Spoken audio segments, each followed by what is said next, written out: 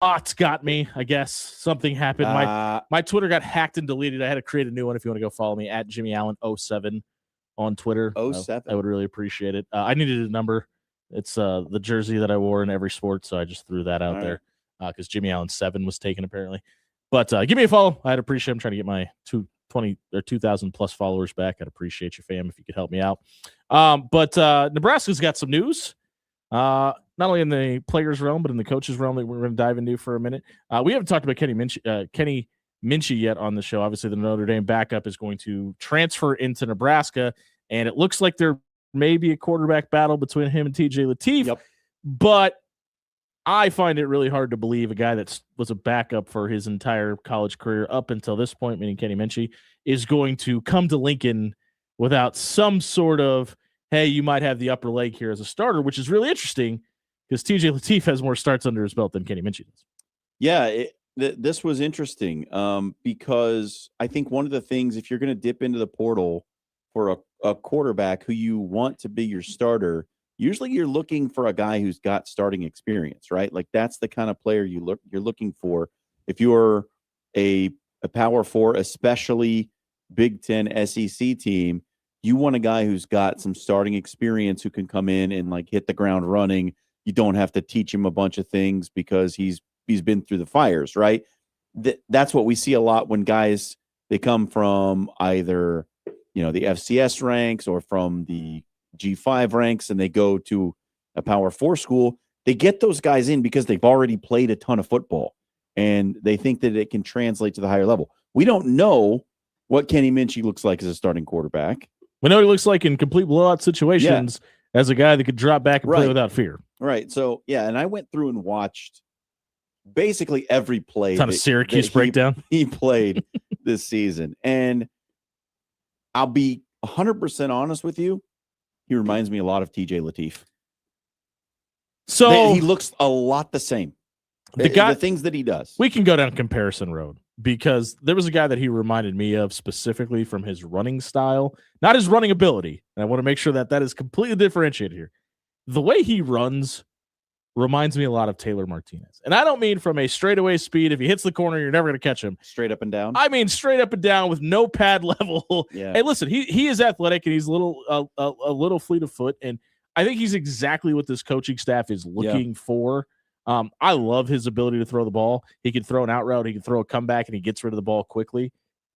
I'm really surprised that from what I saw, he wasn't the starter at Notre Dame. I'm very high on him. I saw he's got a really weird mechanics to him. That's another Taylor Martinez ism, but it's not a shot put. It's just it's almost Aaron Rodgers-esque the way he comes up over the top. It's a quick release. It's really fast, and I like that a lot. It's not Phillip Rivers quick, but it's quick.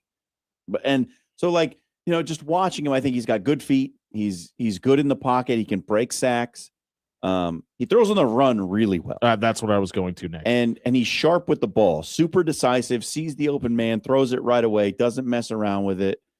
Not a game-breaking runner, as we mentioned. Like he's not gonna. He's fast enough. He's fast enough to keep the defense honest, right? And that's like he just looks a lot like TJ Lateef. He does all the same things that TJ Lateef does, maybe a couple things slightly better from a mechanics perspective. I think his feet right now are probably ahead of where TJ Lateef's are. The negative things that I saw, a lot of what you see on tape from him at Notre Dame is RPO. Yeah. And I don't know how much Nebraska has that in the game plan. There was a lot with Jeff Sims. Yes. And there was probably a little bit too much with Dylan Raiola. So I don't hate that. But I mean, I don't know how much they're gonna use that in the future. I don't know. But that's just one thing that I saw. And just not a lot of experience. He hasn't played a ton of live snaps. Mm-hmm. So that's the question of what does it look like if he starts the game and has to go down and win it. You don't know. He's played in garbage time for most of his career. So there's some question marks for sure. I think there's upside, but it makes for an interesting quarterback battle going into the spring for sure. Listen, and I think there was a lot of, I took a lot more positives away from his film than I took negatives. And Kenneth leaves a comment on YouTube. Don't forget to punch in for the night shift tonight. Said they're running RPOs because when he was in there, they were up by 40 and not throwing bombs. That is true, but I'll tell you this: he threw down the field a lot. And the thing that I think I like the most about him, It looks easy. well, not only that, but despite the situation in the game, he looked like he had a sense of urgency.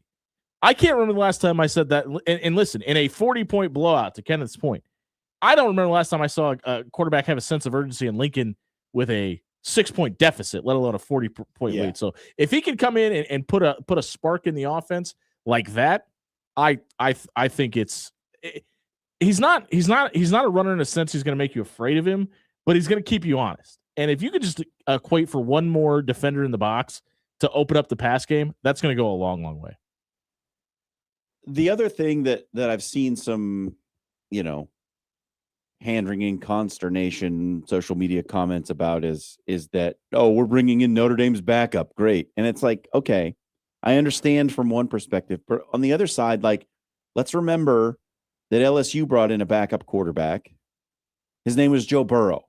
Worked out well. And I'm not sitting here telling you that Kenny Minchey is the next Joe Burrow.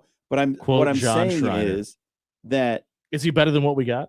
Don't jump to conclusions, because it doesn't always work that way. The translation isn't always 1-to-1. Like, he could come to Nebraska, fit into the system really well, and throw for 3,500 yards. Like, you don't know.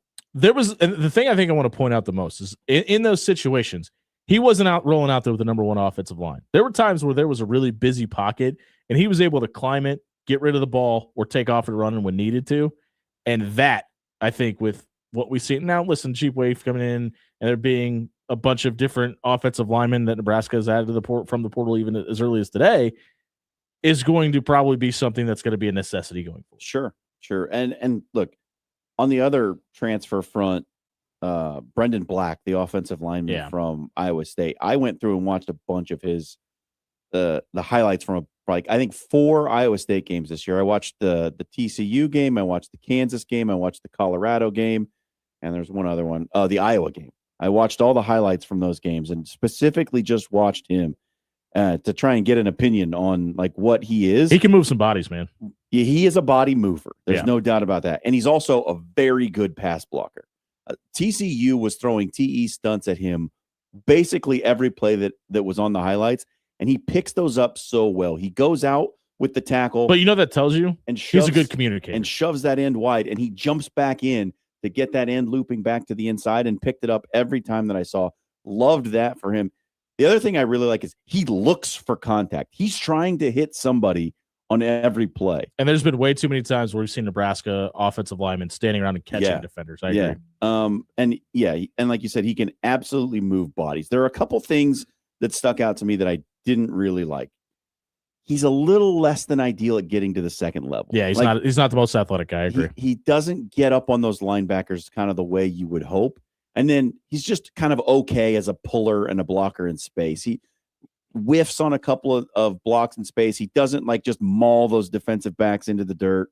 But as an interior blocker, those down blocks, he will shove that nose guard outside the tackle. Like, he is a monster as an inside blocker. Not great on the perimeter, not super great getting downhill to the second level. But if you're looking for a guy who can move bodies on the inside, man, this is a great pickup.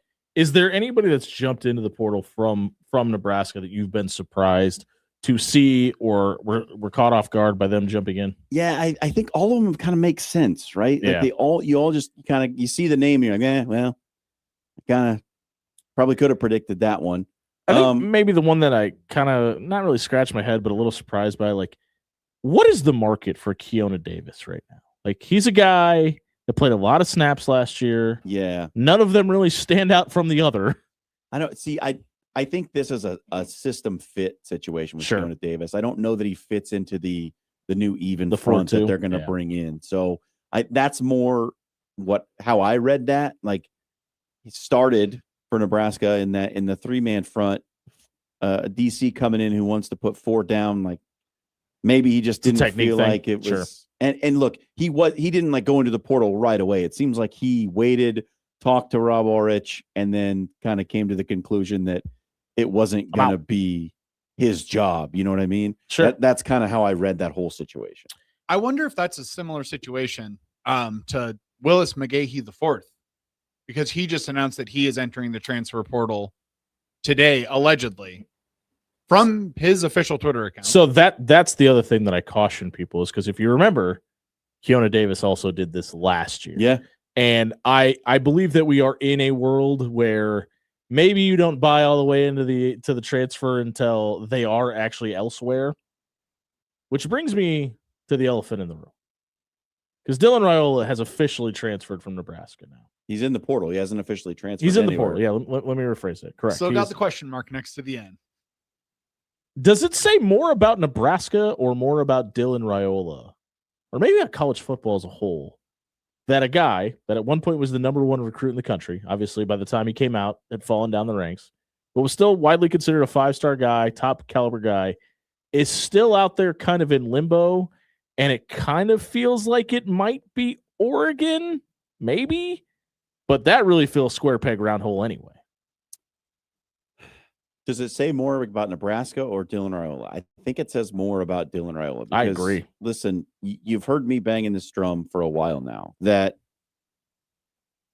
the mutual parting of ways was probably beneficial for both parties, because I don't think the monetary resources that Nebraska was committing to Dylan Raiola were matching up with the production on the field, right? I don't believe that those two things were congruent. I think it's very interesting that you still think it was a mutual parting of ways, but I guess we can discuss that at a different time. He still has not made a statement. For it to technically be a mutual parting of ways, wouldn't he need to say this is a mutual parting of ways? Well, Nebraska's come out and said it's a mutual parting of Okay. ways. I honestly Immediately followed his former head coach on all social medias.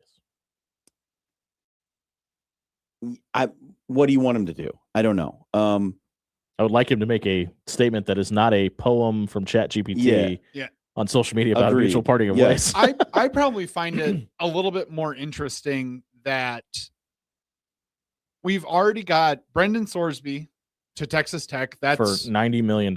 yeah, Five. that's a done deal. Same thing. Drew Mestamaker is going to Oklahoma State next year. with his head coach. Yes, with his Still head a coach. really weird fit.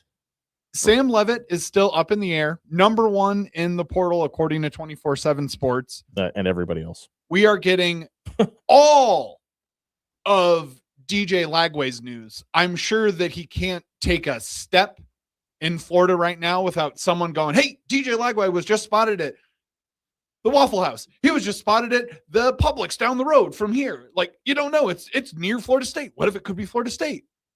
And we haven't had Is it a the same single, Publix that Jameis Winston stole crab legs from? Could be. quite possibly. I love But Publix we meat haven't department, gotten by the a way. word about what Dylan Raiola is going to do. Like, I haven't heard any We're- official we're visits. gonna find I out haven't what heard it looks any of like. that. What it would look like if Iowa State was a Big Ten team. We're going to find out. Yeah, because everybody from Ames is heading to Happy Valley. There's been the rumors of Dylan to Louisville, which has kind of calmed down. There was a lot of talk about him possibly in Tallahassee, and then to Dan's point, DJ Lagway showed up on campus.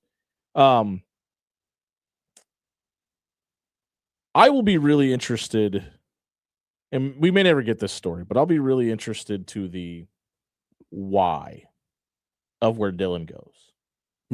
Because it seems like, listen, this could be a one-off for Nebraska, and maybe more than one of these things could be true, but Nebraska not only brought Dylan Raiola in, they kind of rolled out the red carpet for him. Oh, Sister was on staff. Uncle was the defensive or made him offensive the line coach, focal point of the team. and was the building block of the program. Now, if he goes to Louisville, I don't know if they're willing to do that. I don't know if they can. And more importantly, if he goes somewhere like an Oregon, a Miami, a Florida State, they're never doing that because there's just going to be another guy in the wings. Do you honestly, like, here's my question. Given the quarterbacks that those schools have had previously, As recently as this year. does Dylan Raiola match with his production in 2 years? See, that's why I think the Oregon thing makes no sense. Like, people are all in on him going to Oregon. I don't think that's No going to happen. way. I think that is a square peg round hole situation. I think, like, listen, right now, today, as we sit here, I think Dylan Raiola ends up in a worse situation than he was at Nebraska. And look, his offensive line didn't protect him well, got him hurt. Oh, that's true. Whatever you want to say about it, I think he's going to be playing for a worse team in 2026. Worse in what way, though? Because I mean, less talented. 7-5 is not exactly less talented peak overall. tier. Fewer resources, less support, less attention. I think he's going to find himself in a worse situation than he was at Nebraska. That's my prediction. It sounds like Owen Chambliss just committed to the San Diego State linebacker. I mean, that's not really that big of a surprise, but it kind of felt like Nebraska needed some big news. So we'll see if that. The other guy went to Texas Tech. Yeah, fair enough. Is it crazy to maybe think that Dylan Raiola would go to Arizona State and try to beat out Cutter Boley? I don't know why that's. So you're not the first person to ask me that question, but like, there's also the replacing Sam Levitt of it all. Yeah, and I don't know if that's a situation anybody wants to find very high themselves production. in. No, Yeah, and you're replacing the number one portal quarterback in the class. Kind of a lose-lose situation if you're not a freshman or a first-year starter. I mean, Missouri is open. Michigan State is. There's just been a prediction. Austin Simmons to Missouri. Oh, okay. Keep that there, I guess, then. Michigan State is still open, though. That is still, I believe, an open competition. Again, worse situation than Nebraska. For that one. And I will be truly amazed if he ended up anywhere else in the Big Ten. That would truly surprise me. Well, he's not going to Auburn because Byron Brown is apparently 100%. He's following his head coach. Going there, yeah. Would it surprise you if Dylan ended up somewhere in? I mean, obviously he was previously committed to Ohio State. Yeah. I don't think they had a spot for him in Columbus. Call me crazy. What if he went to Iowa? Ooh, would that be the biggest middle finger of all time? Because, think he about it. He may go down as the most hated former player. Think in history, about it, that was though. the case. Yeah, I know. Listen, you said it, and I went, that kind of makes sense. He's the type of quarterback they like. Not necessarily fleet of foot, can stand back there in the pocket, hand it off, chuck it down the field when they want him to. Yeah. I don't know that that's what he wants to do for his NFL future, because you're not going to put up really numbers to get attention, but yeah, it feels like there's two. You're going to give them the look that they want, though. There's definitely two places that feel persona non grata, and it's Iowa City and it's Madison, Wisconsin. Yeah.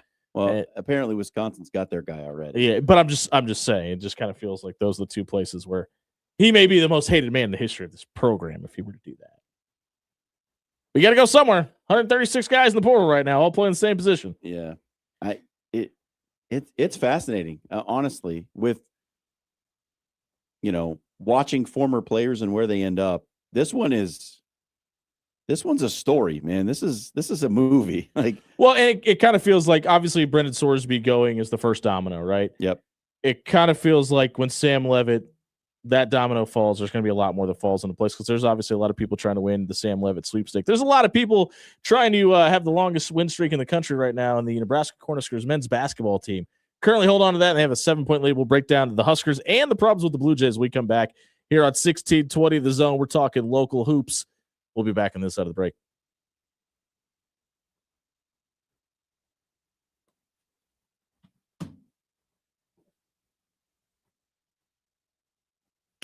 Hey, everybody, it's John here for Jerry Ryan Clothing and Sportswear. You get yourself to 78th and Dodge, and you get the finest in menswear. That is suits, that is shirts, that is golf gear, that is whatever you need. And they have all of your team gear as well, Creighton and Nebraska, on the rack. You can go in, you can touch it with your hands, you can try it on, you can see how it feels. You don't have to go online and make guesswork of this. You can just go in and see it in real life. What's better than that? You walk out feeling good, knowing you got some great gear that fits you the way you want it to, and you get the great personal service from the folks right there at 78th and Dodge. If you're looking for some great gear for the new year, that's where you got to get to. Jerry Ryan Clothing and Sportswear. They've been in Omaha for over 50 years. Your Omaha area forecast from KETV Newswatch 7. We will continue with the mild stretch of weather here on your Monday afternoon with high temperatures in the mid and low 50s. Now, late this evening, we could see some fog develop along and east of the Missouri River, and that could last into your Tuesday morning before it clears out. We get more sun on Tuesday and a high temperature reaching again into the mid to low 50s. I'm meteorologist Luke Vickery, KETV Newswatch 7. Hey, Jays fans, it's hoop season, and you know what that means. Jerry Ryan has the best selection in town for all things Creighton gear. Stop by Jerry Ryan at 78th and Dodge for your quarter zips in all shades of Jays blue, plus jackets, vest, winter coats, you name it. They have it. Multiple Jays options for men and women from Peter Millar, Cutter and Buck, and Johnny O. Stop by Jerry Ryan Clothing and dress like the coaches do. At Jerry Ryan's, we bring out the best in you. When you shop local, you help strengthen our community. So if you need roof repair, gutters, siding, even windows, call local Pyramid Contractors. They're the #1 roofer in Omaha for more than a dozen years. Let Pyramid Contractors come and give you a free estimate. Give them a call at 402-502-9300. That's 402-502-9300. Or visit them online at PyramidRoof.com. Never settle for less. At Timber, they don't just give you a place to go for lunch or dinner. They give you an experience from their bold, smoky flavors prepared in the open concept kitchen where you get to watch the magic happen to the relaxing umbrella-shaded patio. There's something for everyone at Timber. Join them for brunch every Saturday and Sunday from 9:30 to 2, plus happy hour from 2 to 5:30 Monday through Saturday and 2 to close on Sunday. Timberwood Fire Bistro in the heart of Omaha at 84th and Pacific. Howdy, Greg Wagner joining you from the Nebraska Game and Parks Commission, and time now for another Nebraska Outdoor Update. Hey, time to get out of the house. Enjoy Nebraska's many state parklands on those nice days when we get them. Grounds are open for all kinds of outdoor recreation. You just need to bring your own water, have a current state park permit, and bring along some money for those camping fees if you want to camp out.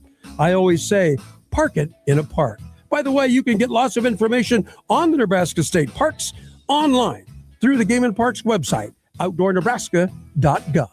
Question: are you venturing outdoors this time of year? Ooh, if so, file a plan with somebody that you know and trust, telling them at least where you're going, when you're due back, assemble a survival kit, carry a first aid kit, tote your smartphone to record a voicemail location, and pack an extra set of warm clothing in a trash bag or a dry bag just in case. Please be safe out there. I'm Greg Wagner.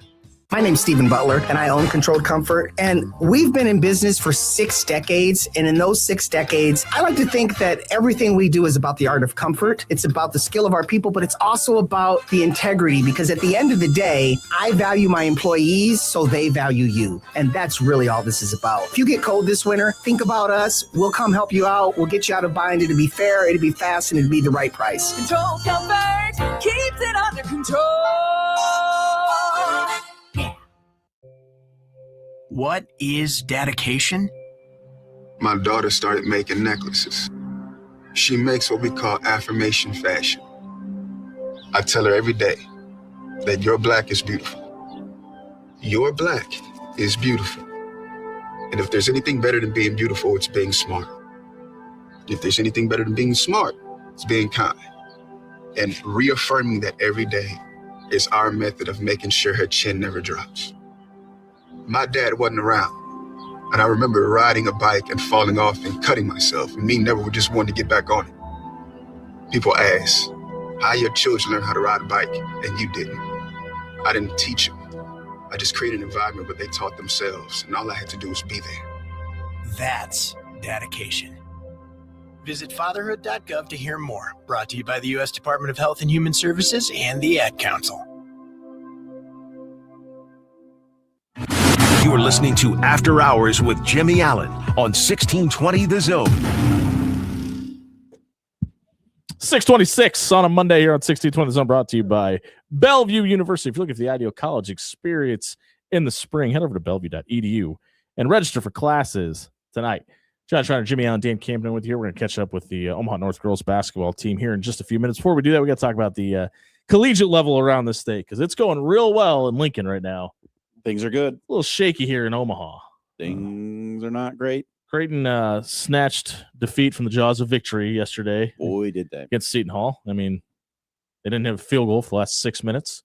I will say this. I have a redaction to make because I made a comment on the Roll Jays podcast yesterday. I said, well, I don't think those 2 jump balls were that egregious. And then I watched the replay, and I went, "Oh no, they were worse actually."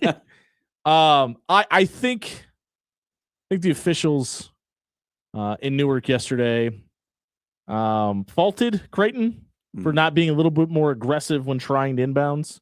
I think the hometown crowd probably had a little bit to do with it as well. But with that being said, you can't go scoreless for 6 minutes.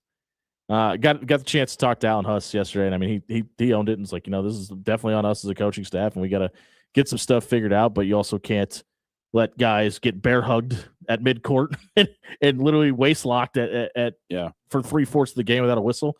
Which, in watching the game back, I wholeheartedly agree with that too, because a lot of times on TV you didn't get to see the backcourt and you didn't see it happening, but there was a lot of times you could.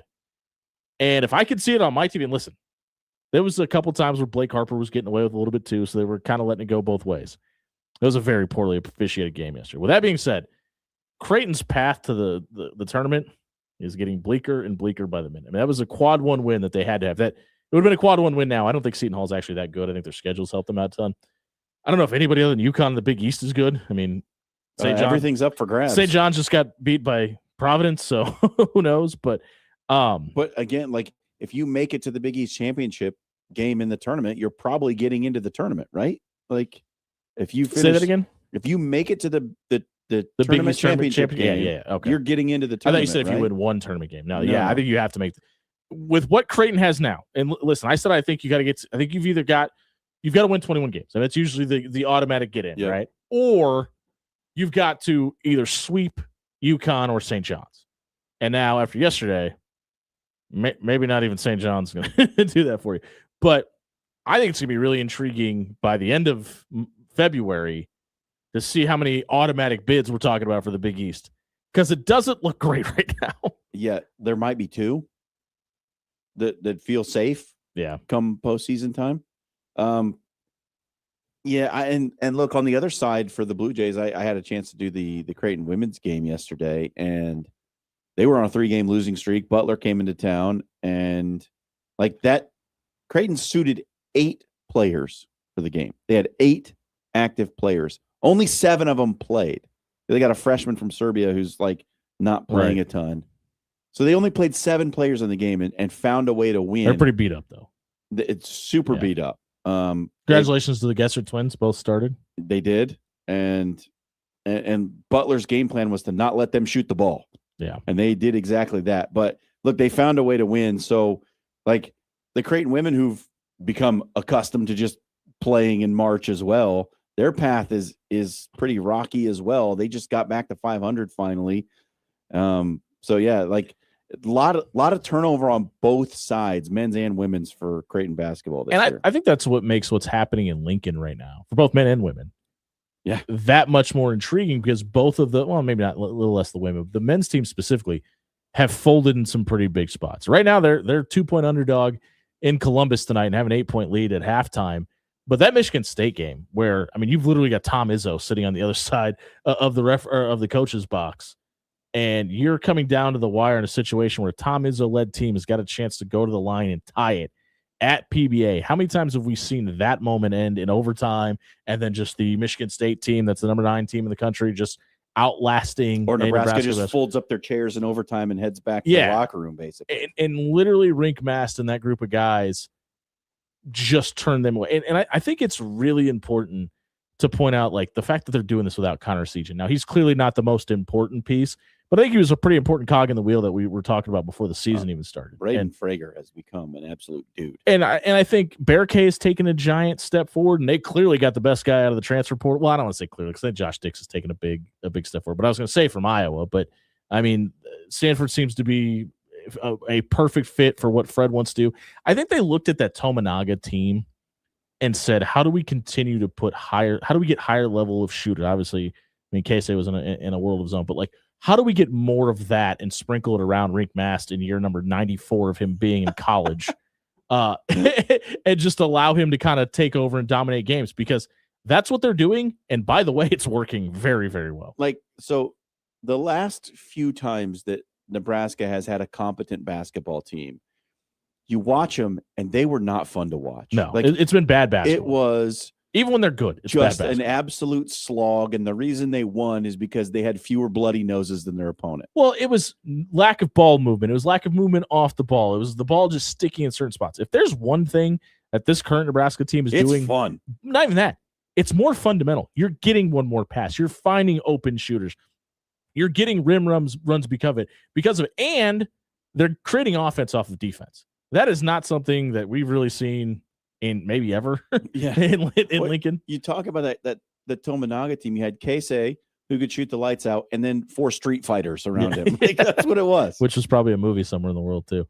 We're going to catch up with the winners of the Class A girls holiday tournament team. The Omaha North Vikings are with us in studio. Their head coach, Michaela Daly, has brought her players in studio. We'll catch up with them when we come back. If you missed this segment on Husker and Creighton basketball, you can check it out on our radio replay page on 1620thezone.com under the After Hours tab. You're looking for the ideal date night experience tonight?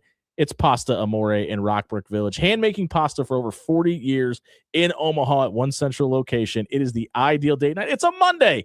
Get out there. There's going to be a lot of people. You're not going to be around other people, and you're listening to us, so you don't want to be around people anyway. Head over to Pasta Amore in Rockbrook Village. Try the delicious desserts that pair up with every wine in the place as well. Check out Pasta Amore in Rockbrook Village. Tonight, we're talking Omaha North Viking basketball. We come back on 1620 Zone.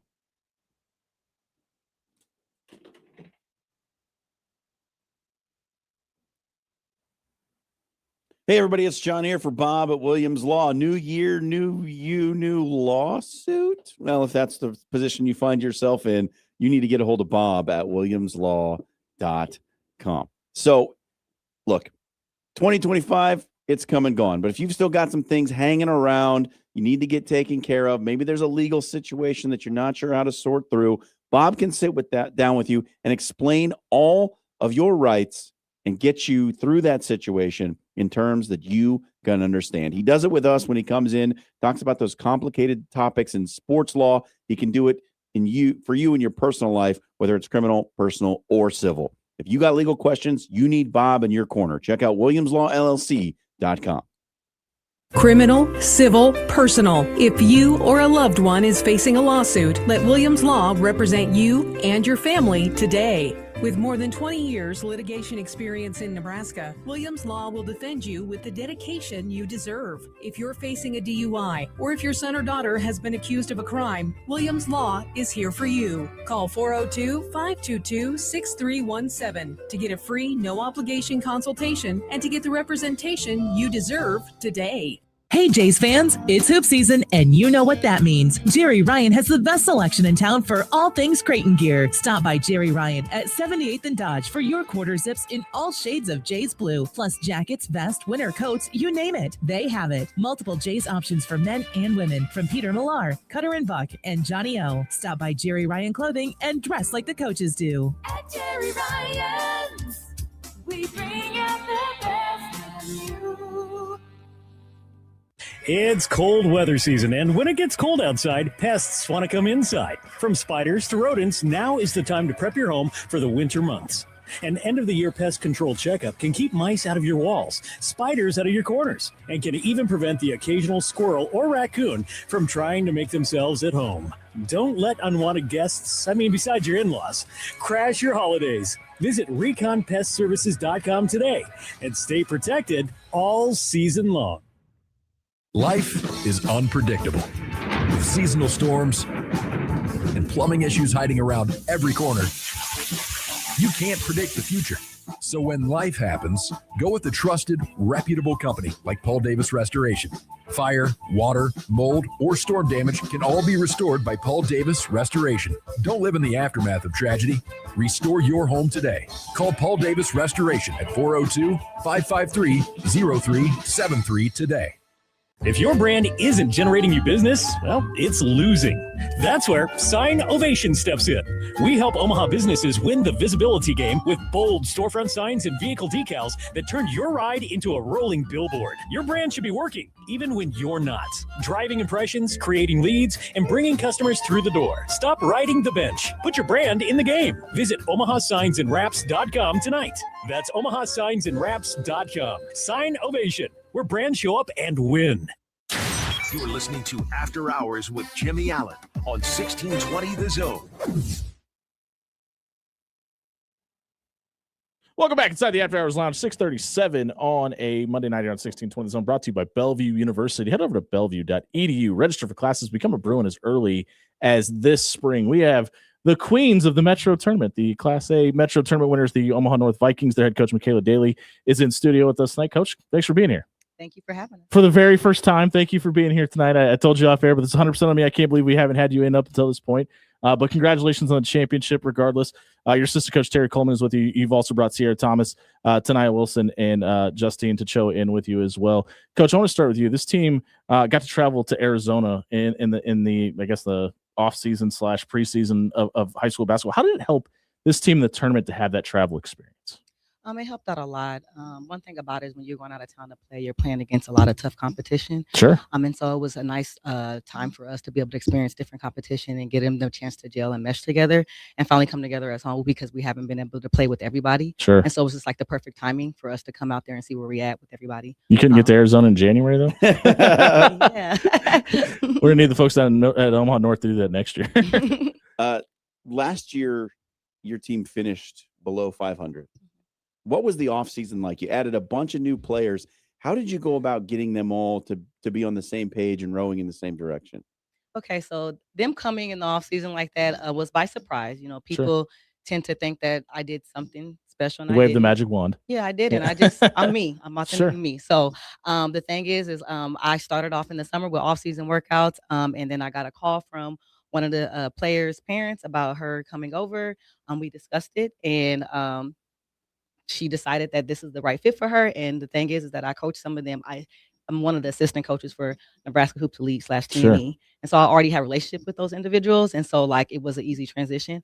And then the rest of them came over after that one person came over. And so getting them to gel and mesh together wasn't really hard because a lot of these girls have played for us since they were younger. Right. And so in our TNE program. And so like adding Justine over wasn't a problem. Adding Sierra over wasn't a problem. And so because they're just used to playing with our girls.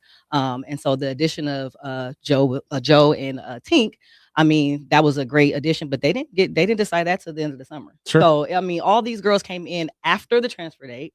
They had their own reasons. They were going to go somewhere. They chose me. I'm thankful. Yeah, right. absolutely. And they fit really well with our team. So And just, I mean, we are in an era of sports now where player movement at every level is a topic of conversation. How do you kind of approach that when a player comes to you and says, hey, I'm thinking about coming over to Omaha North? Okay, so first I talk to the individual, make sure that their parents are okay with us talking. A lot of the kids already, have parents reach out. Sure. But I want to understand why, like what's Yeah. going on, and they can vouch for me. I go down to like, hey, have you talked to the coach yet? Because I'm going to reach out to the coach because they need to know. I don't like to do like the backdoor stuff, right? Yeah. Sure. And so then I get an understanding of like what was the issues, there, and hey, coming over to a new program under new coaches, you're going to have some challenges too, and so like, what are we doing? Because like I don't want people to get caught blindsided, and I don't want kids to just run away from challenges, right? But I also understand that every player is different. And they all have different wants and needs. And depending on their experience with the coaches or the team or whatnot, it's all different. And sometimes change is good. I want to go back a minute to something you said, because I think in this day, this is what we want to talk to you about, but I think this is a really interesting topic to discuss, because I think in today's day and age, at certain schools, we look at them and say, oh, well, these kids this. And I'm unapologetically me. And that's what you're using as a recruiting tool. Does that make it easier to have conversations like this because you're the recruiting piece? You want girls to come play in your system and they want to play for you? Yes, yes, I do. Because, like I'm straightforward with it. Sure. You're going to know the advantages of coming over, but also that, it's going to look a lot different. A lot of it is, I'm very high on accountability. I'm very high on respect, giving, your commitment to this team. And so I lay out all my standards ahead of time and I ask them, like, do you think that you can come over here and adjust to what I'm expecting? Well, if you listen to the Talking Head shows, that's not what kids want these days. Apparently, I know. apparently that's not the case, huh? Right, but you have to be upfront with it, Yeah, right? And I'm absolutely. upfront with the kids. I'm The best upfront with players the want to be parents, coached. right? And either you're gonna fit in or you're not, but think about it before you make that decision. And I told them all that. You need to really think about your decision because it's gonna be an adjustment, Yeah. right? Why was this the group that gets the first ever Metro Holiday Tournament title? Oh my for goodness. Omaha North? Feel free to say it's coaching. It's fine. It's the clientele. Yeah. I mean, just having being able to have, like, to be honest with you, I'm rostering 15 girls, Mhm. right? And so the thing is, I really have like 2 starting 10. Okay, like Yeah. two. I mean, I have a starting 10. Like that's Yeah. what it is, right? And so the thing is like I can go deep on my bench, and that's what makes them so good. Is because if somebody's not on their best, performing their best, I got another person that's going to be right, and they all bring different roles on the team, and they all do a really good job together, and they play together. What's the best thing about being the head coach of the girls basketball program at Omaha North? I believe, I mean, like I really enjoy building a relationship with kids, Mhm. and just being a part of a team that believes in me and my vision, and believes in believes in each other and the rest of my coaching staff. I love the fact that we bond together, that it's on and off the court. Because I'm really good with that. I'm not just their coach. It's not just about X's and O's. Mhm. It's about what we're doing off the court as well. And so I think that's what I enjoy the most about it. And then obviously putting that into play and being successful. I mean, it's just so rewarding, right? Who are some of the people behind the scenes? Obviously, you brought Coach Terry Coleman with you, and we're going to talk to him in a second. Who are some of the people behind the scenes at Omaha North that kind of deserve some of the credit for this championship that maybe aren't showing up in a stat sheet? The parents, Yeah. Yeah. Sure. the fans, all of my players from 1 to 15. Sure. Right. And then all my assistant coaches. We all bring different attributes to our program. And so like the thing is like what I'm good at, he may not be as good at, but he's better at something else than me. And I think I did a really good job of developing my coaching staff. Can you list all the things you're better at than he is? Real quick? No. Communication. Can you yeah? Can you name all your assistant coaches just to give them credit for everybody on the Okay, staff? we'll start with Marquita Bowden, Mhm. Bridget Murphy, Lonnie Brazil, and then we have Terry, and then we have Raven Skate. Well, we'll talk to Coach Terry Coleman real quick. Coach, we'll go back to you for the last question after we And talk about Antonio those. Hill as well. There we go. Coach Terry Coleman is with us as well. You mentioned that this is 10 years of you guys working together. What are you seeing that's different about this year's team compared to past? This team here just brings so much tenacity, and energy. I mean, they're just dogs. Sure. They compete. They're competitors, and I think that's what the biggest thing about this group here is that every day they bring it from 1 to 15. And so like it's like Coach said though, like this group here is just amazing. We have 15 girls that at any given moment can bring it. I think that's what makes us so good is just you never know. Sure. You never know, who's it gonna be. So coaching like this as far as like you said, 10 years together, this is probably I would say one of our best groups we've ever had. And they challenge us just as much as we challenge them. They challenge us as coaches to bring our A game every day in practice, strategies, and things like that. So, Girls, when you get up here, you don't have to be this nice to them. They're being really nice to you guys. Remember, you have the microphones. You don't have to necessarily be that nice. Coaches, we really appreciate you being here. Let's talk to the girls. Sierra Thomas is with us tonight. Sierra, go ahead, step up and grab the microphone. You guys knock off number 1, Millard West, in dominant fashion. What was it like in the locker room before you head into the championship game after you accomplished that? I think it was like a really good sense of like we felt like gratitude within each other.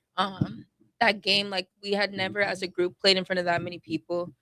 That crowd was awesome. Yeah, it was like our community really showed out for us. So just when we were going into the locker room after that, really leaning on each other, depending on each other, and then just telling each other how proud we are. Like that was a really big thing to knock off like defending state champions. And that we did it all as a team. So that's what meant the most to all of us. You lost by double digits to Westview in the first game of the season, obviously without your full complement of players. But what was the feeling heading into that tournament final game, knowing that you were facing Westview again? Yeah, so when we first received the schedule with the bracket, we saw that like the 2 teams that we had lost to at the beginning of the season, like we had the opportunity to play both of them if we won both those games. So just seeing that, and that was really like we were determined. Kind of, it was like just seeing. We described it as like a revenge tour. Like those Yeah. 2 games, we lost. Like, and really, it was like a good competitive game. Like the first couple games of the season, but coming back and like being able to beat both the teams that we previously got our losses to, and do it as a group and as a team, it really meant a lot to us. So then to bring home that championship back to our school and our community, it really meant a lot to us. Were you guys aware that hadn't been done in school history before? Yeah, that? Daly had told us like the day before. That's she's good like, coaching. Yeah, she's like, you have a chance to make history, and like that was really like one of the What is driving that factors for it. Giant smile came across your face when you said that. Why is that a big deal for you? Honestly, because like it's our North basketball team. Like we haven't had a lot of success, like bringing home like a trophy or a championship or a medal. Sure. Like just being able to like we know like what we're capable of, but like actually having like a proof like we brought did home it. a plaque. So Yeah. like that just it meant a lot. It's awesome. You can do that one more time this year. I'm just pointing that out. Has winning this tournament changed how you think about the rest of the season at all? I don't think it's changed anything at all. Like we've known what we're capable of. We know what we can do. Obviously, like we're proud of each other, but like the job's not done. Yeah. We still, like you just said, we have another plaque to bring home at the end of the season. So like, yeah, we're proud of ourselves that we did this, but like there's so much more work that needs to be accomplished, and we're just gonna use it as motivation. You obviously got to get through a whole school year / basketball season. Have you thought about what life after high school looks like? Yeah, I haven't made any decisions about basketball, like Sure. as far as like where I'm headed to. Would you like to play at the next level though? I would. Okay. Yes, I would. But really just like what makes sense for me, like my future career wise. Sure. What do you want to study? I want to pursue a law degree. Oh, congratulations. Major in political science. So like really just whatever makes sense. Nothing too serious, huh? Yeah. Hey, well, congratulations on all the success up until this Thank point in the you. season. Good luck the rest of the way. Tonight, Tania, I'm sorry. We'll talk to you next. Step up and grab the mic. I messed it up anyway. I asked you and I screwed it up. I apologize. Step up and grab the mic. Take me back to the final seconds of the holiday tournament. Jam-packed building. There's a ton of people wearing blue and gold in Creighton Prep's gym. What were those final moments like with the seconds were ticking off the clock? You know, the feeling was great seeing how much people came out and supported us Vikings in general. Really brought a lot to us, and I think that's a part of what got us to win too. Just seeing how much people were there supporting us. Max Prep says that you're the best player in Nebraska for the 27 class. What do you think when you see something like that? You know, I got to stay humble. Just staying dedicated to the game and committed is what really brought me to where I'm at right now. Starting from just little practices and going to work out by myself really got me to this point. If you played our producer Dan one-on-one, do you think you could beat him by 40? Yeah. Okay, me too. Definitely. Definitely. Both against Millard West and Westview, the team looked different in the second half, and specifically those halftime adjustments kind of seemed to make the difference in the outcome of the game. What was it about halftime adjustments in this tournament that really changed the momentum of this team? You know, we came out hard and we talked about in the locker room what we could do differently, and we came out and adjusted to those things, and then we performed.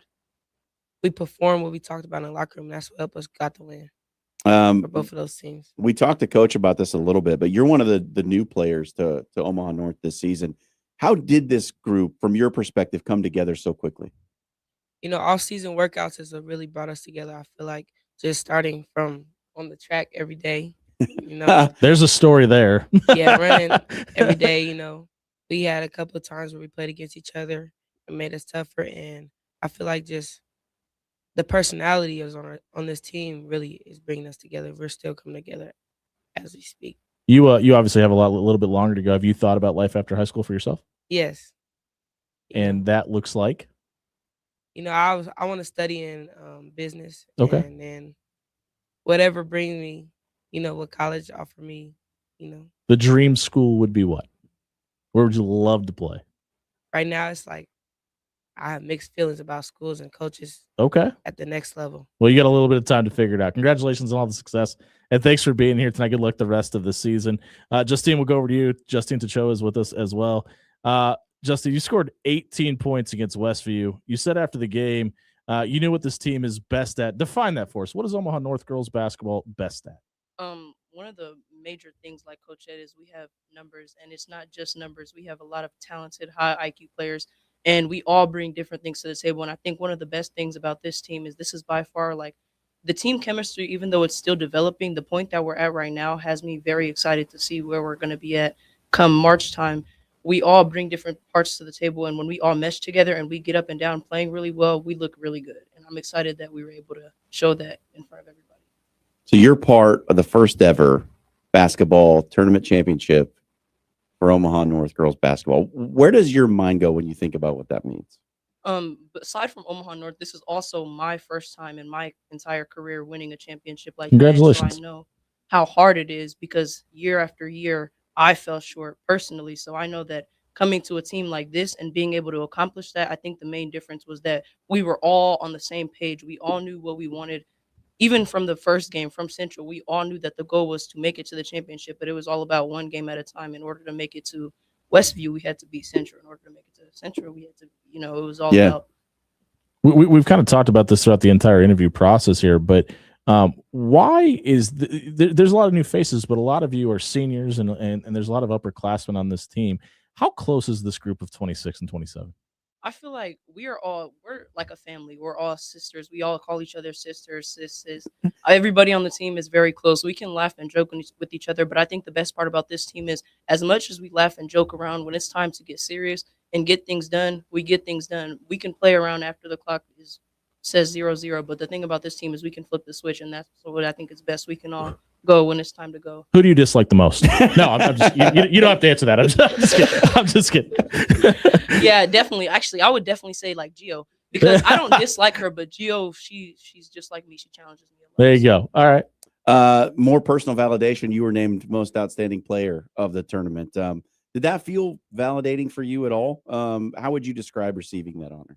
It was very validating for me because I feel like because when I talked about me falling short, I feel like in the school season, personally, I didn't really play like myself. I feel like when I went to go play AAU, I would always play like a better version of myself. So in front of certain people portrayed me as a certain type of athlete because that's what I was giving them. So I feel like me playing more consistently and actually being able to prove that I am the player that I am was really good for me personally. I try not to take rankings too personally either, but watching myself fall short there too kind of was like a personal downturn. We got to break that down for a second because that's elite levels of self-awareness that people in their 40s can't even really achieve. And I got to ask, where does that come from for you? Where do you find that sense of knowing who you are comes from?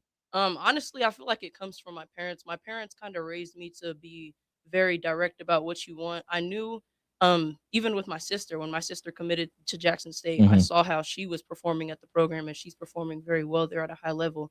And I knew that I wanted that for myself. And I set that goal last summer when we went down to the elite camp that when I went down there, my plan was to come back with the scholarship. So when I set goals for myself, my plan is to do whatever I can to get to that goal. What are your parents' names? Leopold Tachoa and Eddie Wistachoa. We got to give them a shout out. Hopefully they're listening.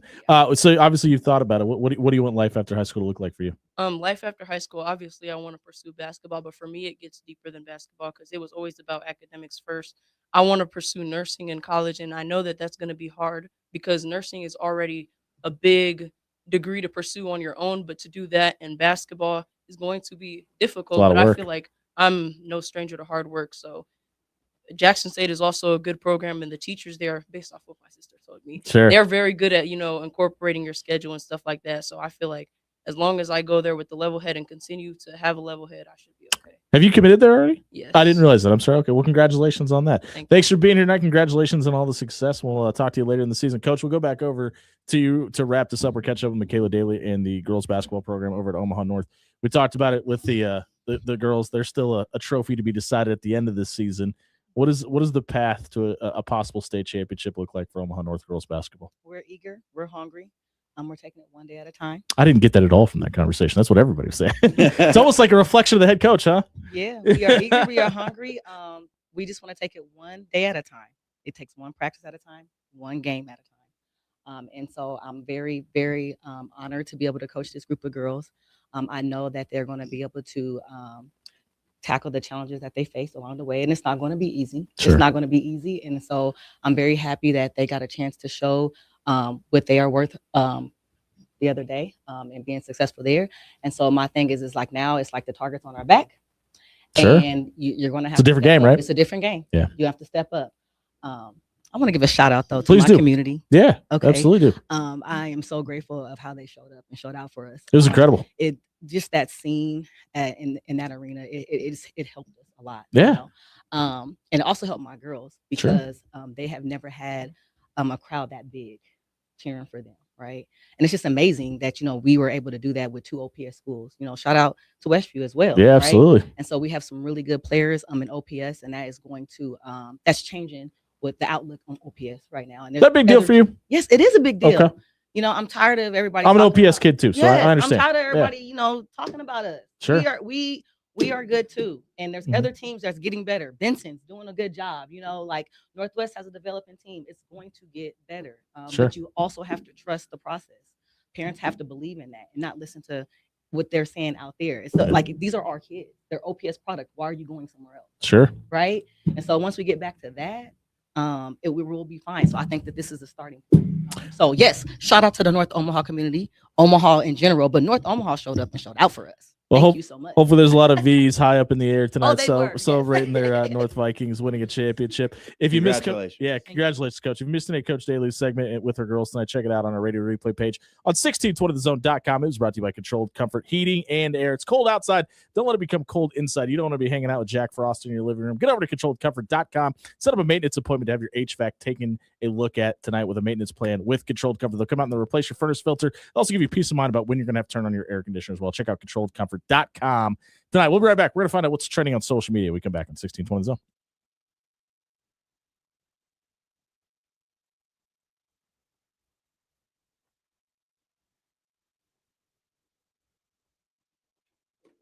Hey, everybody, it's Sean here for Paul Davis Restoration. You know what can happen in the winter. Those pipes can burst. Sometimes that outside water spout can get frozen if you didn't take the hose off. If you haven't done that, you might want to do it. There's some more cold weather on the way for sure.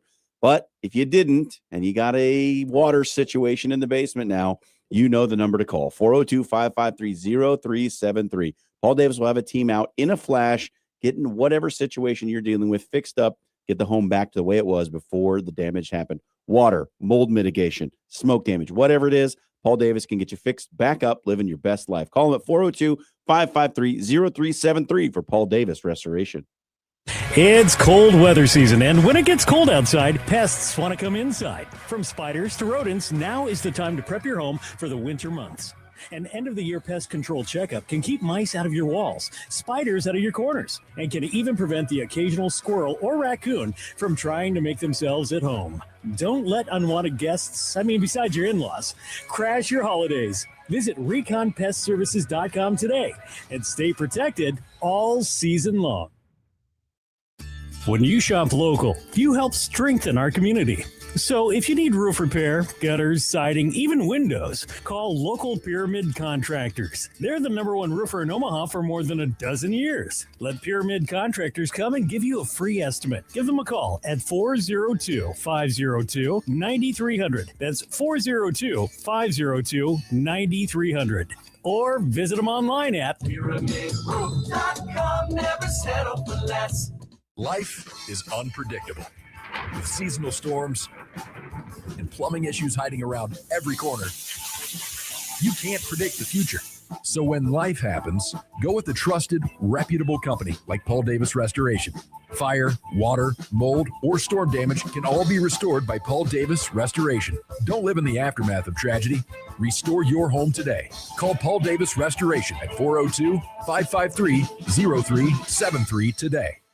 AX Plumbing has the cold weather deals. So if your hot water isn't so hot anymore, you can't afford to pass up on these deals. Tankless water heaters are $450 off. Traditional water heaters are $200 off. And for those real hard water problems, water softeners are $300 off. Stop by AXP Service tonight and fix your water heater before it gets too cold outside. AX Plumbing. We'll leave your home or your business cleaner than we found it. The word father means a lot to me. Being that support system for them, and as a man, it's important in a child's life. I think men can be a little stubborn sometimes, where they may want the help, they may not know how to ask. It's hard for a man to speak his emotions. Those tears, they mean something. Rap away. Tears are water, and water is life. And when you shed those tears, that's love. That's real love.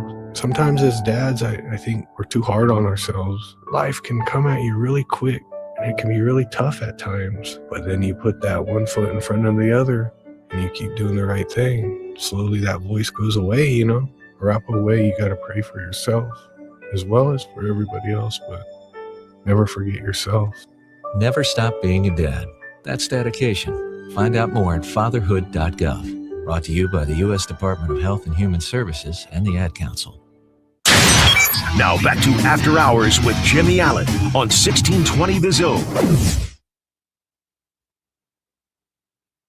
Put a bow on the first hour here on 1620 The Zone, brought to you by Bellevue University. If you're looking for the ideal college experience, head over to bellevue.edu and register for classes tonight.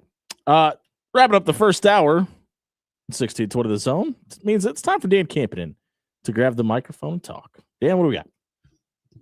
We have a lot going on in the sporting world this past weekend, but most importantly and most interestingly enough, Myles Garrett has the what do you call it? Season sack total. Yeah, he's the record. Single season sack leader. Yeah, 23. That is the record. A lot of people super happy for it, including former record holder Michael Strahan, who we will not be hearing from, because if there's one thing that we love on this show, it's haters. And oh boy, does Myles Garrett have his haters. One day he'll remember to unmute the tab before 6:45. It'll happen. Let me tell you, when my camera doesn't turn on, but here is one Mr. Ja'Marr Chase.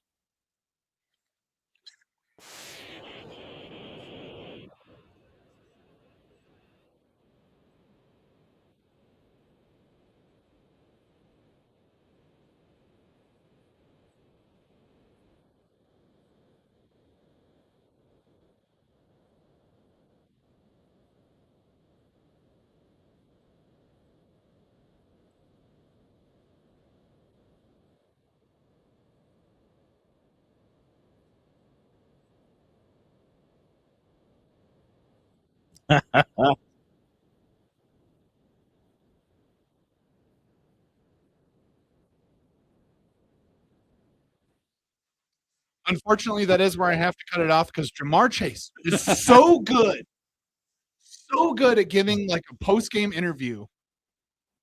And in the last 7 seconds of the clip, just F-bombs and that's the runs right away response. with it and says, I hope that they stop the game for me this late in my career. Talk about all the haters you want. He's right. I understand the celebration, but this is on a away. This is not in Cleveland. Like, I get this is in Cleveland. This is a division rival who is literally trying to win the game at this moment. This is a bad look for the NFL. You do those things, the recognition, the celebration, all that stuff at a media timeout. Yes. That's literally why they're there. That's what they do in basketball. That's what they do in every other sport. Like, I can't believe that the NFL allowed this to happen. Yeah, without making a statement, by the way. It's kind of stupid. Like, I'm happy for Myles Garrett. I am not happy that he's wasted his career in the mistake by the lake, and I wish he would have probably opted out of his last contract, but get your bag, man. I'm not mad at you. But yeah, to me, this was really, really Bush League for America's top league to do. There's an appropriate time to do it, and it's not like while the game's going on. It's not in the middle of a potential game-winning drive. That's for damn sure. Ugh, yuck. Hey, if you missed the social media soundbite tonight, check it out on your radio replay page on 1620thezone.com. It was brought to you by Recon Pest Control. It's cold outside, but it's starting to warm up, and then it gets cold again. And it gets warm, and it gets cold again. You know what happens? Critters crawl out of places. You know where you don't want them? Crawling into your places. Head over to reconpestservices.com. If you start to see field mice showing up, maybe you have a termite issue in a new home, head over to Recon Pest Services and get all of those issues solved tonight. We'll be right back. Buying or selling with Dan Campinen, 1620 The Zone.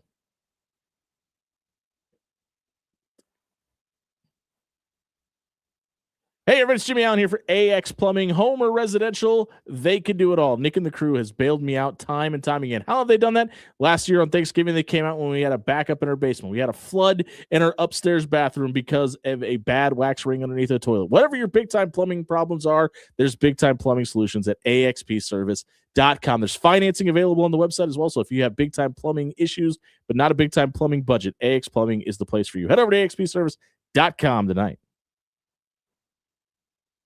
AX Plumbing has the cold weather deals. So if your hot water isn't so hot anymore, you can't afford to pass up on these deals. Tankless water heaters are $450 off. Traditional water heaters are $200 off. And for those real hard water problems, water softeners are $300 off. Stop by AXP Service tonight and fix your water heater before it gets too cold outside. AX Plumbing. We'll leave your home or your business cleaner than we found it. Rail Cars Happy Hour is here. Stop by 144th and Blondo Monday through Saturday from 2:30 p.m. to 6 p.m. and Sunday from 2 to close, and enjoy $2 to $5 off appetizers, $1 off draft and bottles of beer, and delicious ciders. All signature cocktails are $10. Classic cocktails are $8. And every glass of wine is $2 off. Plus, Rail Cars' incredible brunch menu is on display 9:30 to 2 Saturday and Sunday. Rail Car Modern American Kitchen. 144th and Blondo. If your brand isn't generating you business, well, it's losing. That's where Sign Ovation steps in. We help Omaha businesses win the visibility game with bold storefront signs and vehicle decals that turn your ride into a rolling billboard. Your brand should be working, even when you're not. Driving impressions, creating leads, and bringing customers through the door. Stop riding the bench. Put your brand in the game. Visit OmahaSignsAndWraps.com tonight. That's OmahaSignsAndWraps.com. Sign Ovation, where brands show up and win. KOZ and Bellevue, Omaha, Council Bluffs. This is 1620, The Zone.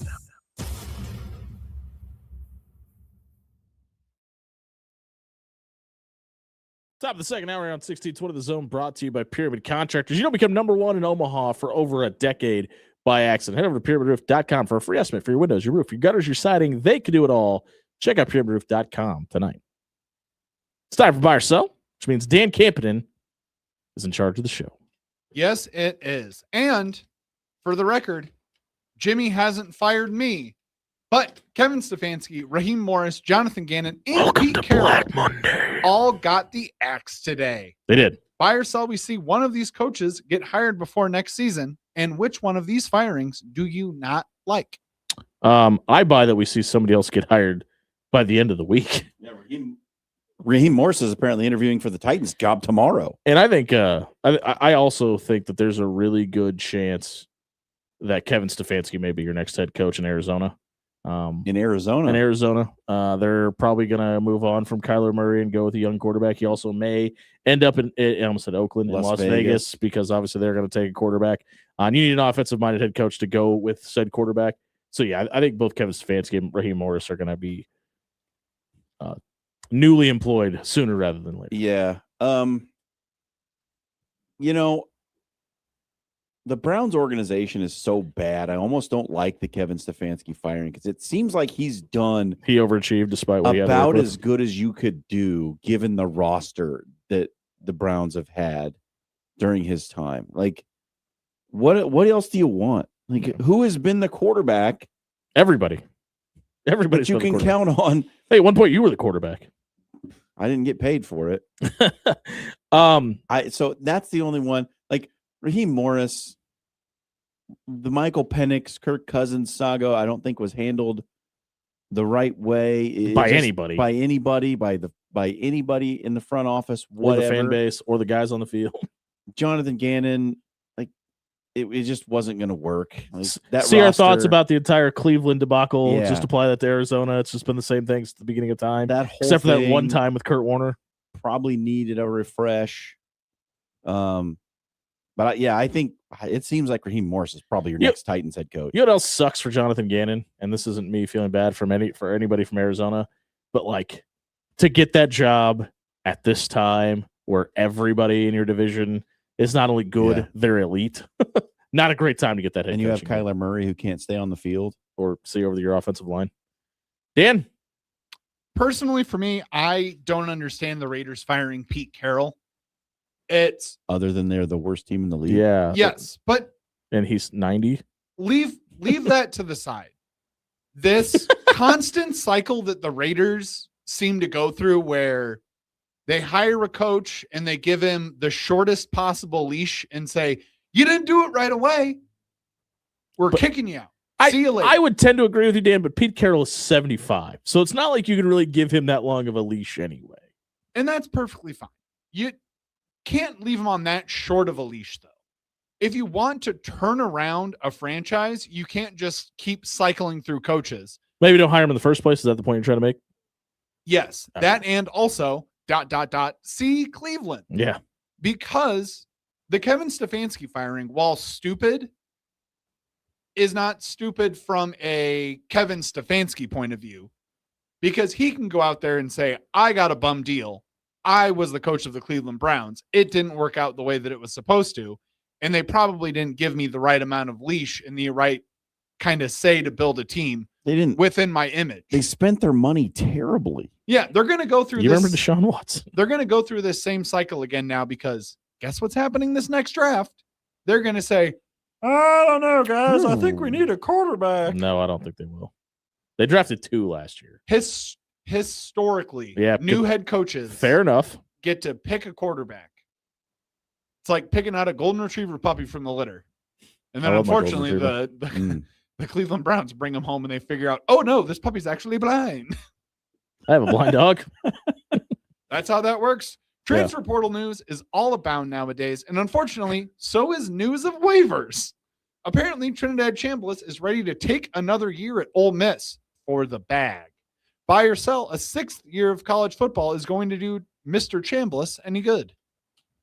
I think it does. I think anybody that comes back to college football, if they could stay healthy, it's only a benefit for them. We've seen that time and time again. You get the chance to become an older, wiser football player against younger and dumber football players. It's just a positive for that player in every sense of the word. Well, he will go into the season as the starter, which he didn't this year, and as a more known commodity, and there will True. be more attention on him. He's going to be probably going into next season, if he gets to play, one of the Heisman front runners. Probably Fair. He will be probably projected as a high draft pick. I would say first or second rounder, maybe not like 1 overall, but he'll be a top 5 quarterback draft projection if he gets to come back. I don't think he's that right now. Another year of college football would probably make him a prime draft pick, depending on how he plays, obviously, but the projection would be there if he comes back. And he looked great in their Oh, yeah. quarterfinal game too, and that doesn't hurt. True that. We all love us some Matt Campbell. Hold on really quick. It is interesting that he's deciding to stick around despite Lane Kiffin leaving. I do find that very interesting. So this is going to sound a little bit jerky from me, but I think Trinidad Chambliss, unfortunately, is in a position where he can't really look a gift horse in the mouth. Sure. And he has to say, like, They're going to give him the starter spot, so he's got to stay type thing. if I get another year, I have to stay here because I'm guaranteed to be a starter. And he was riding the bench at the start of this season. Probably going to and get a 7-figure bag out of it. Not a bad spot to be in. he also did not get a lot of play when he was at Ferris State. That is the one thing that I think people overlook a little bit. Probably got a lot of play at Ole Miss, though, as the quarterback there. Hey, ask your next question, then go get our next guest. You got it. We all love some Matt Campbell, and apparently so do his former players. Penn State currently has the #1 ranked transfer class according to 24/7 Sports. Buy or sell that this is going to be the new model for winning in the college football world. I think it's the old model, right? I mean, the big deal when you go get a coach is how many guys can you bring with you? I mean, Yeah. you're kind of seeing it happen at LSU right now, and I would have been really surprised if this wasn't the case. But we've been told since the beginning of time that the Big Ten is more elite than the Big 12. So how are these players going to stack up in that conference? And I don't know if you know this, Matt Campbell's won as many national championships as James Franklin has. Yeah. So listen, I like Matt Campbell. I think he's a really good coach. He's not going to get anywhere near the leniency that he got in Ames, Iowa. Expectations are much higher. Yeah, and you're replacing a guy that has achieved more than you up until this point and expected to achieve more than he has with what he had. Just winning 10 games in state college We'll get you fired. is not enough, apparently. Yeah. It's and look, I think that Ben Brahmer is a good tight end. I think Rocco Becht is a serviceable quarterback. I don't know that they're going to make Penn State markedly better. Sure. Like, Are they better than anything they had on the roster last year? Probably not. Are they going to elevate them over a Final Four appearance? Because apparently that wasn't good enough to save James Franklin's job. I know he got hurt, but do you think Rocco Beck's a better quarterback than Drew Aller? I don't. They seem pretty lateral moving to me. It seems like a downgrade. Yeah, or that. What else we got, Dan?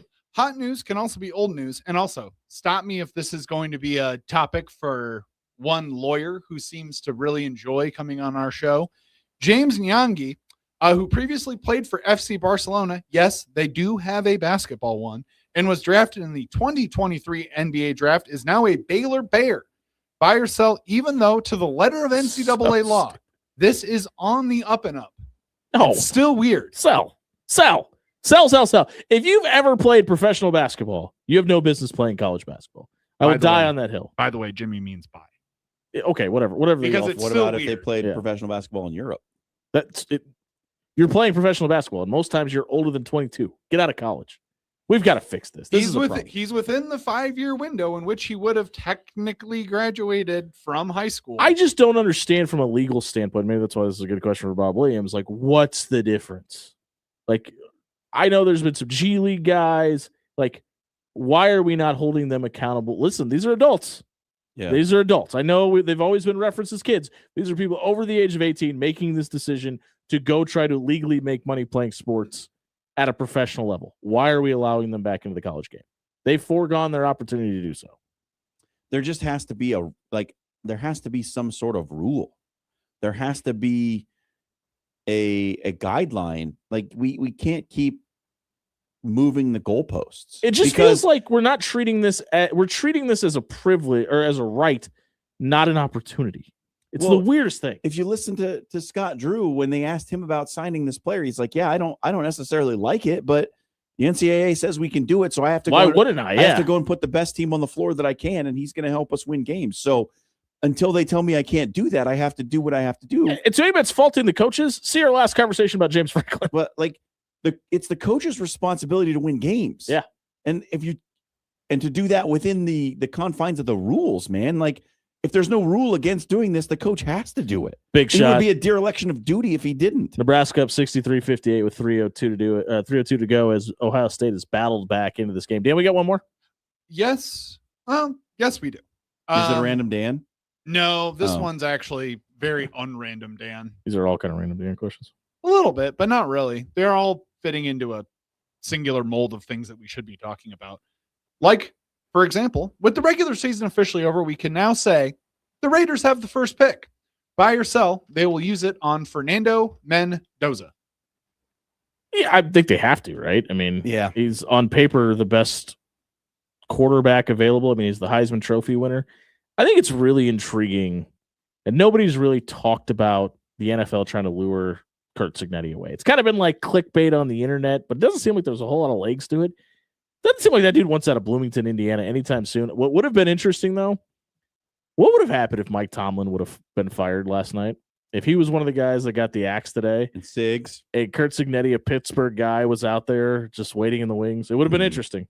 Well, what I think is interesting is that Curt Cignetti, by making did you read this about his contract? By making the CFP semifinal, it triggers a clause in his contract where next year Indiana has to offer him a top 5 salary in the country. Which, if you're Indiana, I mean, you probably wrote that into the agreement. Go, good luck, dude. Yeah, right. Like, we'll see you on contract too, maybe. But now, like next year, he has to be offered an extension with a top 5 salary in college football. Like, can Indiana afford that? Can they afford not to do Mark it? Cuban's just kind of throwing a bunch of money out there, so who knows? Yeah, it's going to be interesting. NFL, like, I don't know. Does Curt Cignetti work in the NFL? I mean, who would have thought? Well, listen, who would have thought? Well, you could walk into Indiana and make it a top 4, the number 1 program in the country. Did you see that coming? Didn't have that on my Certainly bingo card. didn't. I didn't But that's Google why it I well asked enough. the question. Is just to say it out loud. Yeah. Like, there are certain guys who work at the college level because of their rah-rah attitude and their motivational prowess and all that stuff that doesn't always translate to NFL football. Like, Nick Saban didn't work in the NFL. You know what I mean? Like, his style of coaching did not go over with NFL football players. This might sound crazy, but I think the attitude that I see out of Kurt Signetti, Google me.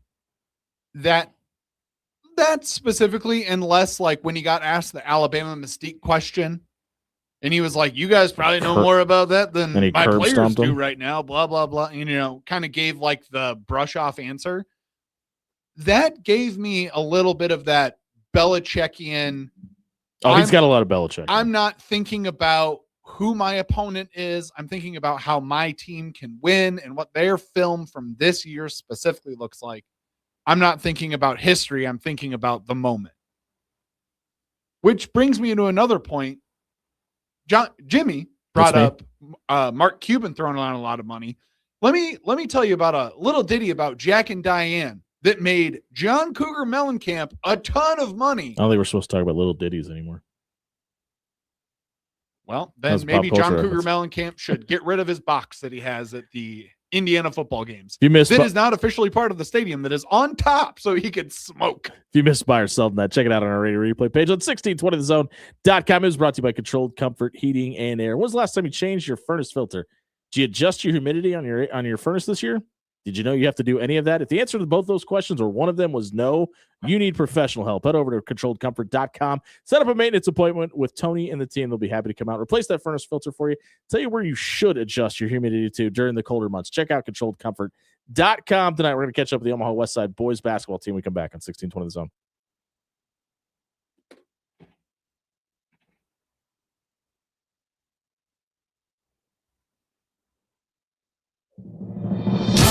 Your Omaha area forecast from KETV Newswatch 7. We will continue with the mild stretch of weather here on your Monday afternoon with high temperatures in the mid and low 50s. Now, late this evening, we could see some fog develop along and east of the Missouri River, and that could last into your Tuesday morning before it clears out. We get more sun on Tuesday and a high temperature reaching again into the mid and low 50s. I'm meteorologist Luke Vickery, KETV Newswatch 7. Criminal, civil, personal. If you or a loved one is facing a lawsuit, let Williams Law represent you and your family today. With more than 20 years litigation experience in Nebraska, Williams Law will defend you with the dedication you deserve. If you're facing a DUI or if your son or daughter has been accused of a crime, Williams Law is here for you. Call 402-522-6317 to get a free, no-obligation consultation and to get the representation you deserve today. Life is unpredictable. With seasonal storms and plumbing issues hiding around every corner, you can't predict the future. So when life happens, go with the trusted, reputable company like Paul Davis Restoration. Fire, water, mold, or storm damage can all be restored by Paul Davis Restoration. Don't live in the aftermath of tragedy. Restore your home today. Call Paul Davis Restoration at 402-553-0373 today. My name's Stephen Butler, and I own Controlled Comfort. And we've been in business for 6 decades. And in those 6 decades, I like to think that everything we do is about the art of comfort. It's about the skill of our people, but it's also about the integrity, because at the end of the day, I value my employees, so they value you. And that's really all this is about. If you get cold this winter, think about us. We'll come help you out. We'll get you out of bind. It'll be fair, it'll be fast, and it'll be the right price. Control Comfort keeps it under control. If your brand isn't generating you business, well, it's losing. That's where Sign Ovation steps in. We help Omaha businesses win the visibility game with bold storefront signs and vehicle decals that turn your ride into a rolling billboard. Your brand should be working, even when you're not. Driving impressions, creating leads, and bringing customers through the door. Stop riding the bench. Put your brand in the game. Visit OmahaSignsAndWraps.com tonight. That's OmahaSignsAndWraps.com. Sign Ovation, where brands show up and win. You are listening to After Hours with Jimmy Allen on 1620 The Zone. 7:25 on a Monday night here on 1620 The Zone, brought to you by Pyramid Contractors. You don't become number one in Omaha for over a decade by accident. Head over to Pyramid Roof, get a free estimate for your windows, your roof, your gutters, your siding. They do it all. Check out pyramidroof.com. Tonight, the head coach of the boys basketball program at Omaha West Side, Jim Simons, is in studio with us tonight. Coach, another championship, this one in the holiday tournament. Congratulations on the holiday championship. Yeah, appreciate it. Thanks, you guys, for having us in, and thanks. It was a great tournament, highly competitive, as we knew it would be. The Metro is really competitive, really balanced this year, and we were fortunate enough to sneak out a couple close ones on Friday and Saturday. I don't want to beat a dead horse, but take me back to a year ago. How does this team getting to the state championship game a year ago help this version of the 26 West Side Warriors? Well, and these guys will tell you we've talked a lot, starting when we got together in the spring.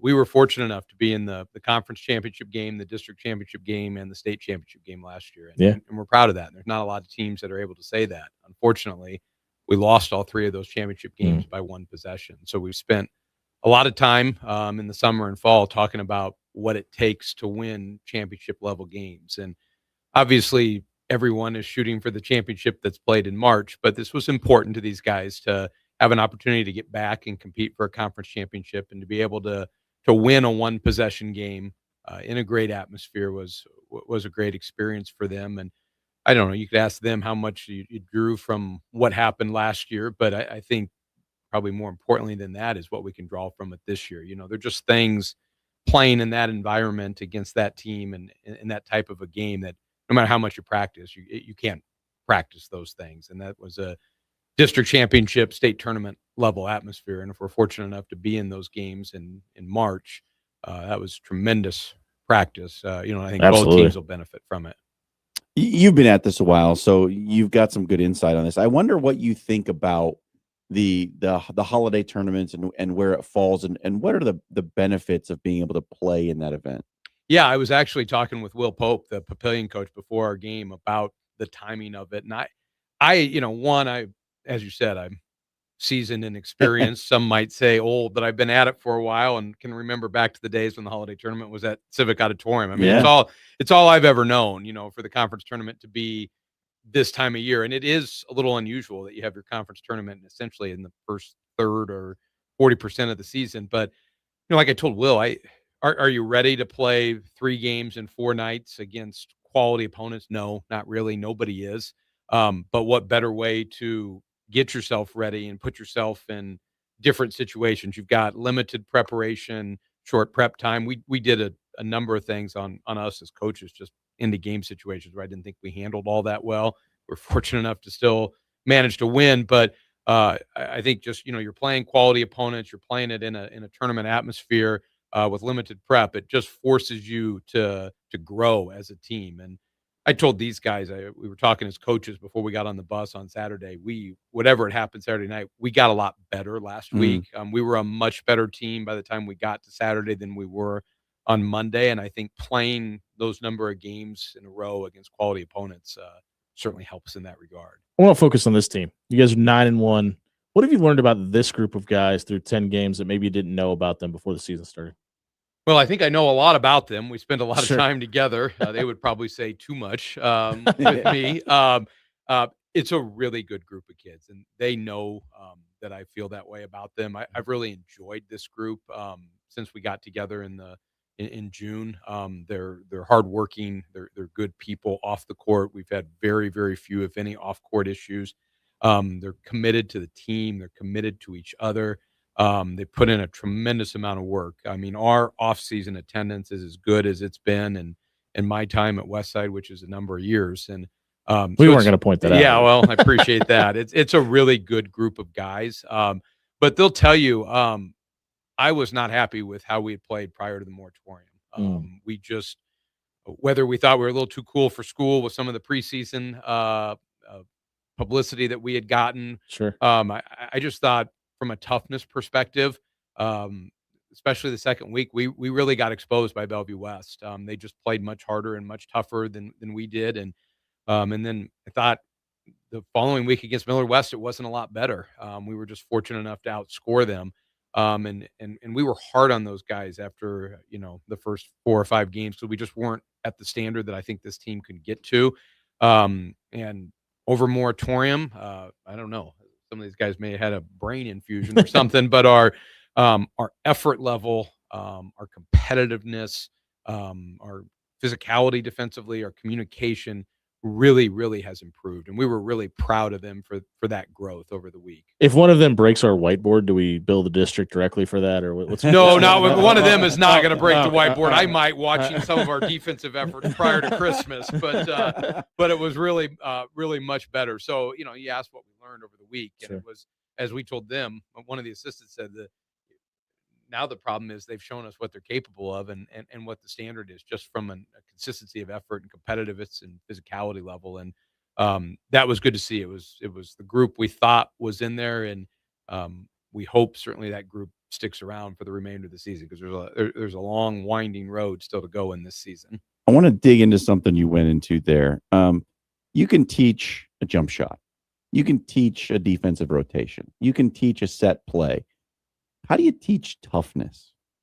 Well, we talked after the Bellevue West game, and these guys will tell you, they had no idea who Jay Billis is, which is amazing, probably. To the rest And of us now listeners. we all feel old now. huh? Yeah. And some of it is I'm a Duke fan, but I'm also a college basketball fan. And if you guys remember, about 15 years ago, Jay Billis kind of wrote that viral article on ESPN.com about toughness in basketball, and then he turned it into a book. And I was so frustrated after our Bellevue West game, because they were just by far the tougher team, and it wasn't close. But to me, and I told him this, I don't think it's very good coaching if I just yell and scream at them to be tougher. I mean, what's that mean? You want me to go, punch the guy across from me? I mean, so we really dove into Jay Billis's article.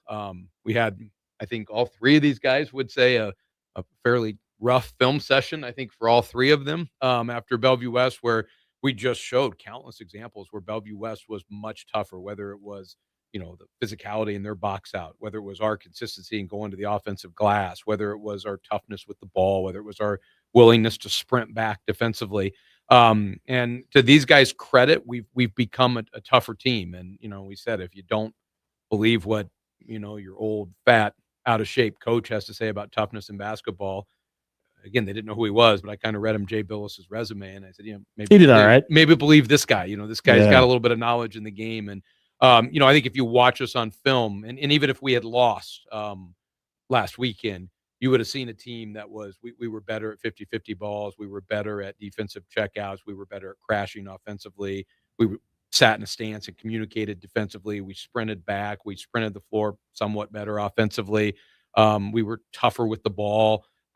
Just all of those things. So I think, how do you teach? I don't know. I think you give them examples, you show them examples of where they probably got tired of me talking about a couple Bellevue West guys that I thought were a lot tougher than we were in that game. And to their credit, they've been better in that regard. And our expectation is that will certainly, hopefully, continue over the next 2 months. You'll be happy to know they've been nodding along with everything. I'm sure, and rolling their eyes, Yeah. probably. I wasn't going to throw you under the bus. You may have seen you on camera. We'll talk to a couple of those guys right now and get their thoughts on Emory Geidick is with us tonight as well.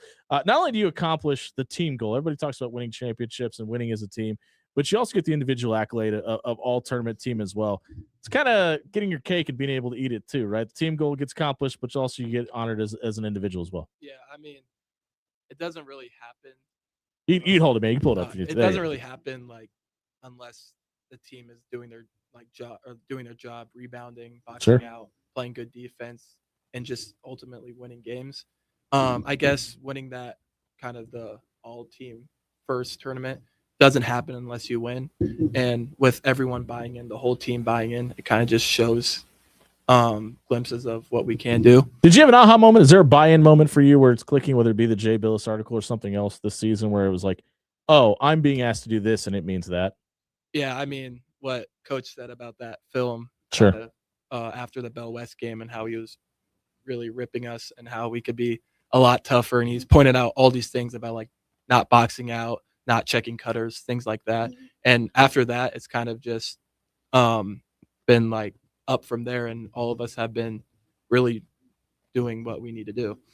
How much did you feel the environment in that tournament final? I mean, you've played in a state championship game, but I wonder how this kind of compares to that environment. Yeah, well, you never forget the prep games. Yeah, of course. It's is that who you guys played? Yeah. Well, I mean, those games stick with you. I mean, Sure. Sophomore year stick with me, last year stick with me. I think those are the most fun games. I feel like that's the best student section, and it's Sure. the crowd, especially at the Metros, it was packed. Well, it's in their gym too. Yeah, and it's that too. But I feel like for me, it's harder. It was harder than going down to Pinnacle and playing at that, because I mean, it's kind of a neutral site. Yeah.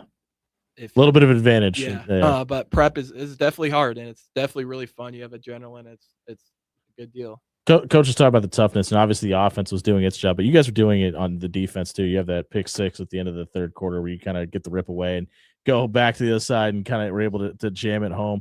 Walk us through that moment. What was it like when it's not only are we playing tougher, but we're also getting the results from it as well? Yeah. So our assistant coach, Coach Albers, he's really He give you $5 for saying his name on the radio? No. Tell me, Ozzy. But he's kind of the defensive guy, and he really is hard on us for a lot of things defensively. And one thing for me was jumping to the ball, and I jumped to the ball that possession, and the ball landed in my hands. And then coaches may know what they're talking about. Is that what you're saying? Yeah. Yeah. and then it ended up in my hands, and I just saw how much time was left, went, dunked it. There you go. For you personally, compared to last season so far, points are up, rebounds are up, assists are up, steals are up. What do you attribute that growth to? That I'm being coached like a college player. Yeah. I feel like the coaches are hard on me in a good way, and it really forces me to do a lot better. And then you really hate running in practice, don't you? Yeah, that's why you're being nice to the coaches. I get.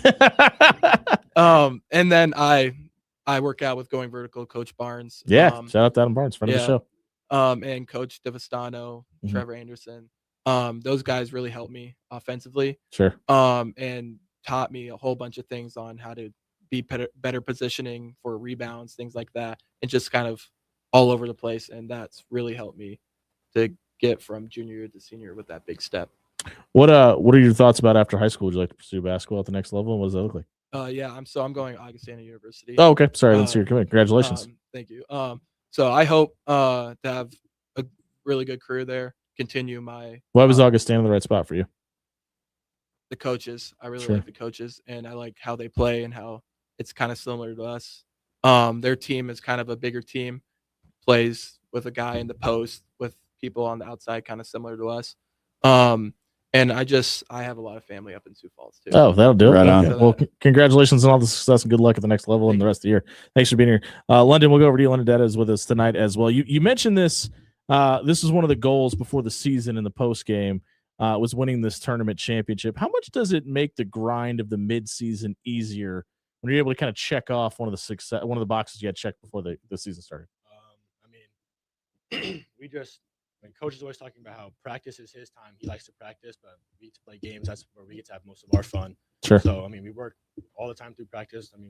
Weeks of practice, long preps, but going to the tournament, we didn't have a lot of time for prep. So, 4 games in 5 days, quick turnaround for every game, but it's more fun than practice. So, sure. I bet it is. Yeah, we set our goal. There's nobody at practice watching, right? Yeah. We set our goal to win the Metro at the start of the year, so it was good to be able to get it done. The attention in recruiting has picked up for you quite a bit. Has that changed anything for you? How are you handling it? It doesn't change too much. Can you tuck down into the mic? There you go. More people know who I am, but it doesn't change anything really. It's just basketball at the end of the day. So you got to have fun with it. Don't put too much pressure on myself. What other people say about me, I can't really do anything with that, but I can control how I feel and how I play. Do you find it tough to play basketball at 5'3"? No, how tall are you? 6'8". Yeah, okay. The microphone's well extended tonight, folks. You just mentioned a minute ago too. There was a lot of outside noise about this team, about toughness and stuff like that. When we talk about that doubt, and people saying this team was soft and things like that, and you get this moment to quiet those words. What do you say to those doubters now? We just try to go in the tournament and prove them wrong. I think we did that. We played. We were the home team, but it didn't feel like we were the home team. Sure. Prep, so yeah, and it's tough to play there. Big court. Metro championship, Prep Westside rivalry. So they had a big student section. Yeah, ours was pretty good too, but it's tough playing there. We got in there, got it done. We were tougher than them. We talked about Papio and Miller South, some tough teams that were going to be physical with us and think that they were tougher than us, but we had to go and show that we can be physical and we can be tough too. After winning this holiday tournament, what's the thing that you want your teammates to keep in mind? Just to keep going every day. Don't get complacent. Don't get just don't be too happy with where we're at right now, because you don't want to play your best basketball in December and January. You want to keep moving forward, keep getting better. Definitely don't want to get worse. So just take it. Just be happy that we won, but keep pushing forward, keep working. Have you made a decision what you'd like to do after college?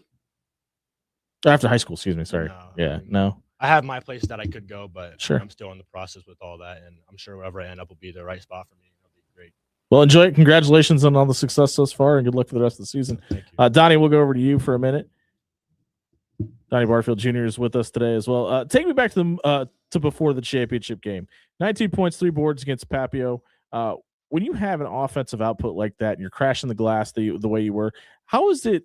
Is it difficult to pass up heat check moments or maybe take a shot that maybe isn't within the system when the ball's just going through the net kind of whenever you're putting it up? No, it's not that difficult because I have confidence in my teammates. And like in practice, we do like quick pitch. Okay. We do a whole bunch of like drills, like to get like our teammates open. So got confidence. Coach mentioned it, but you guys had a lot of heartbreak last season. 3 tournament losses by 1 possession. Just keep bringing it up, why don't you? What's different this year? Well, they're winning this year. Yeah. I want to know what the difference is. We're just playing harder and playing tougher because we don't want to be heartbroken like we Yeah. did last year. And just showing people that we are capable of, winning like state how we should have last year instead of being heartbroken. There's a lot of players last name Barfield that played a lot of high level basketball in the city. Where do you rank in the family? You're the only with a microphone right now. Keep that in mind. I don't know. I don't know. All right, we'll let you get a slide. Then, what does life after high school look like for you? Probably play somewhere in college. I don't really know yet. Do you know what you want to study?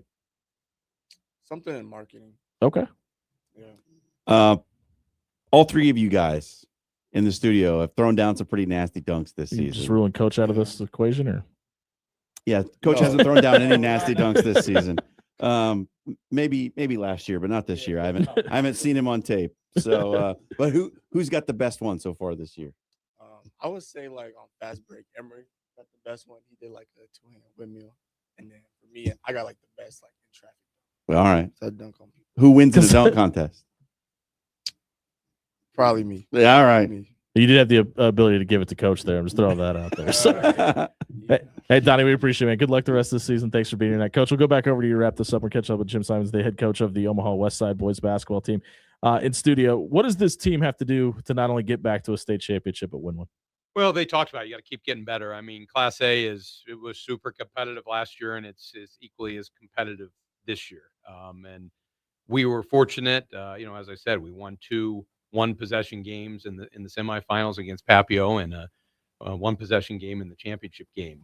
We easily could have been on the other end of those, and have been. I think the big thing is to continue getting better, to continue to invest in the process. London has listened well, and we've talked about you don't want to play your best basketball in December or early January. And if this is the peak of our season in terms of our performance, we'll get past. And I don't know if you heard his great coaching advice. He said, "Don't get worse." Yeah, well, that's take that. That's a good one also, but we'll get past Sure. because there's a lot of very good teams. I think we have to continue to buy in defensively as we have the last week, and being more physical, being more connected defensively, communicating better.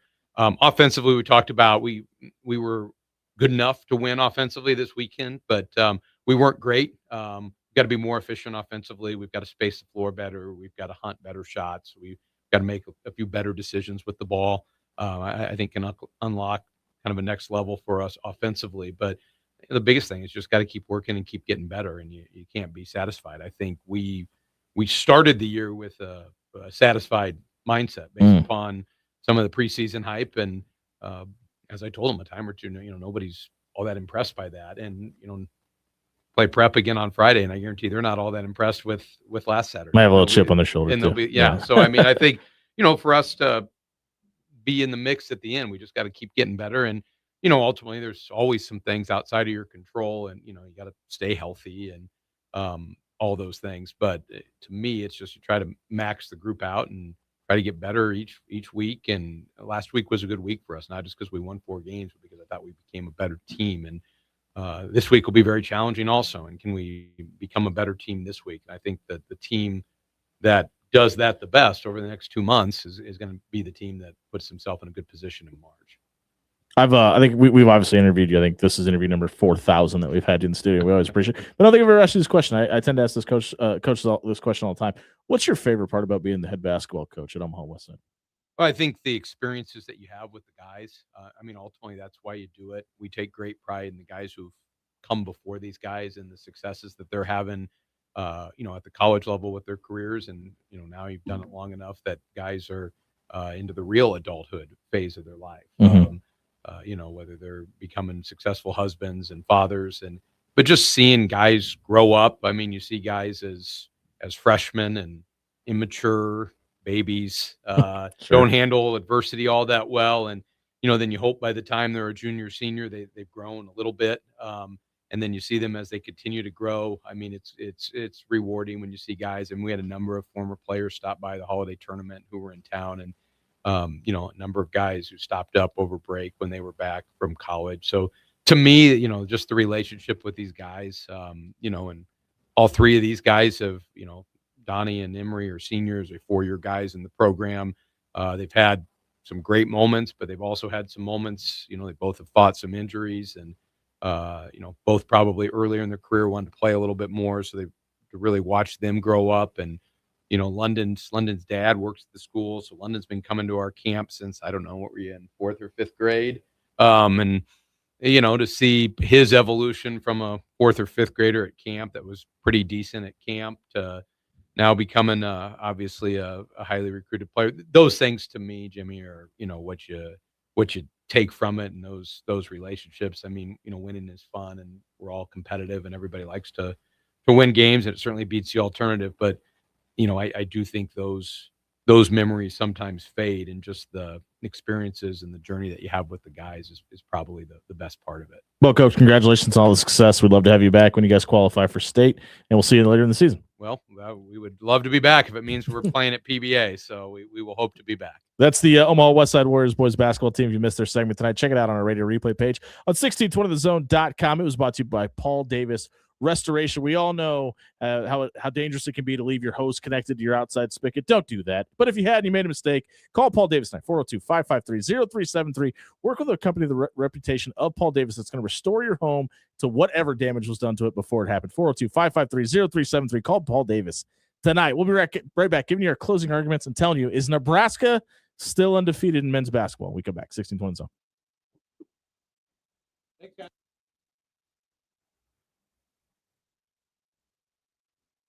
It's cold weather season, and when it gets cold outside, pests want to come inside. From spiders to rodents, now is the time to prep your home for the winter months. An end-of-the-year pest control checkup can keep mice out of your walls, spiders out of your corners, and can even prevent the occasional squirrel or raccoon from trying to make themselves at home. Don't let unwanted guests, besides your in-laws, crash your holidays. Visit ReconPestServices.com today and stay protected all season long. When you shop local, you help strengthen our community. So if you need roof repair, gutters, siding, even windows, call local Pyramid Contractors. They're the #1 roofer in Omaha for more than a dozen years. Let Pyramid Contractors come and give you a free estimate. Give them a call at 402-502-9300. That's 402-502-9300. Or visit them online at PyramidRoof.com. Never settle for less. AX Plumbing has the cold weather deals. So if your hot water isn't so hot anymore, you can't afford to pass up on these deals. Tankless water heaters are $450 off. Traditional water heaters are $200 off. And for those real hard water problems, water softeners are $300 off. Stop by AXP Service tonight and fix your water heater before it gets too cold outside. AX Plumbing. We'll leave your home or your business cleaner than we found it. My name's Stephen Butler, and I own Controlled Comfort. And we've been in business for 6 decades. And in those 6 decades, I like to think that everything we do is about the art of comfort. It's about the skill of our people, but it's also about the integrity, because at the end of the day, I value my employees, so they value you. And that's really all this is about. If you get cold this winter, think about us. We'll come help you out. We'll get you out of bind. It'll be fair, it'll be fast, and it'll be the right price. Control Comfort keeps it under control. Howdy, Greg Wagner joining you from the Nebraska Game and Parks Commission, and time now for another Nebraska Outdoor Update. Hey, time to get out of the house. Enjoy Nebraska's many state parklands on those nice days when we get them. Grounds are open for all kinds of outdoor recreation. You just need to bring your own water, have a current state park permit, and bring along some money for those camping fees if you want to camp out. I always say, park it in a park. By the way, you can get lots of information on the Nebraska State Parks online through the Game and Parks website, outdoornebraska.gov. Question: are you venturing outdoors this time of year? Ooh, if so, file a plan with somebody that you know and trust, telling them at least where you're going, when you're due back. Assemble a survival kit, carry a first aid kit, tote your smartphone to record a voicemail location, and pack an extra set of warm clothing in a trash bag or a dry bag just in case. Please be safe out there. I'm Greg Wagner. Now back to After Hours with Jimmy Allen on 1620 The Zone. It is closing time inside the After Hours Lounge on 1620 The Zone, brought to you by Pyramid Contractors. You don't become number one in Omaha for over a decade by accident. Head over to pyramidroof.com. Get a free estimate for your windows, your roof, your gutters, your siding. They can do it all. Check out pyramidroof.com. Tonight, we have breaking news. Dan Campenden.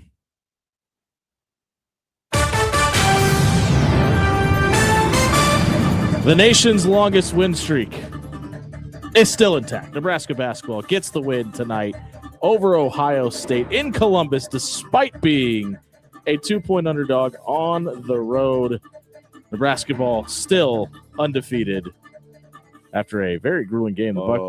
Something else just broke. Yeah, I'm getting there too. The Buckeyes, or the Huskers, beat the Buckeyes 72-69. Go ahead, John. Also, yep, Pete Nakos and Steve Wiltfong have now predicted that Kentucky's going to flip Kenny Minchie. Yeah, not great. This is a really bad look for the staff.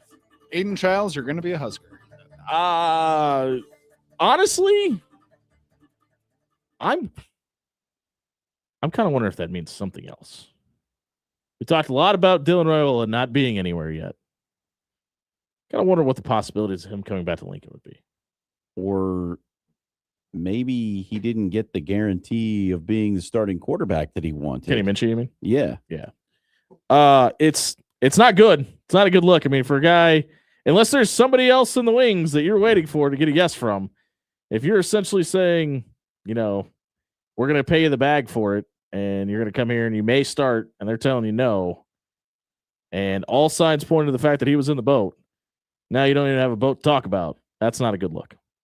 I don't understand what's happening. I don't this doesn't make sense in my mind. What? Did you not know that TJ Lateef was here? Did you not? Is the money not what you thought it was? Were you expecting to get the $3.5 million that Dylan Raiola was leaving behind? Well, and it's a couple things too. It sounds like Frank Oakham is going to be your defensive line coach too. And you're bringing a guy who was and this isn't official yet, but that's the rumor mill, a guy that was an assistant defensive line coach in the NFL. Well, last time you brought in an assistant defensive line coach in the NFL, it didn't work out. Last time you brought in an assistant offensive line coach from the NFL, it didn't work either. Like, what is the miss with this staff? You've obviously been able to go out and get a high-ranking coordinator in Dana Holgorsen. You feel like you've been able to do that with Rob Orich. Why is there the miss at the position groups? Because you've got the biggest problem the staff has had is developing guys. And it doesn't feel like they've done a very good job of going out and getting developers.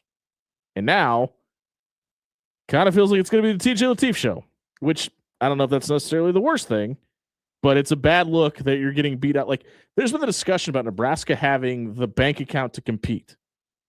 Okay, well, if you can compete from a financial standpoint, why do you keep missing out on guys? There's obviously a miss there. I don't know. I'm not ready to make it a big picture situation. This just something is really bizarre with this thing, because yesterday it was like locked, loaded, done deal. Kenny Minchie committed to Nebraska.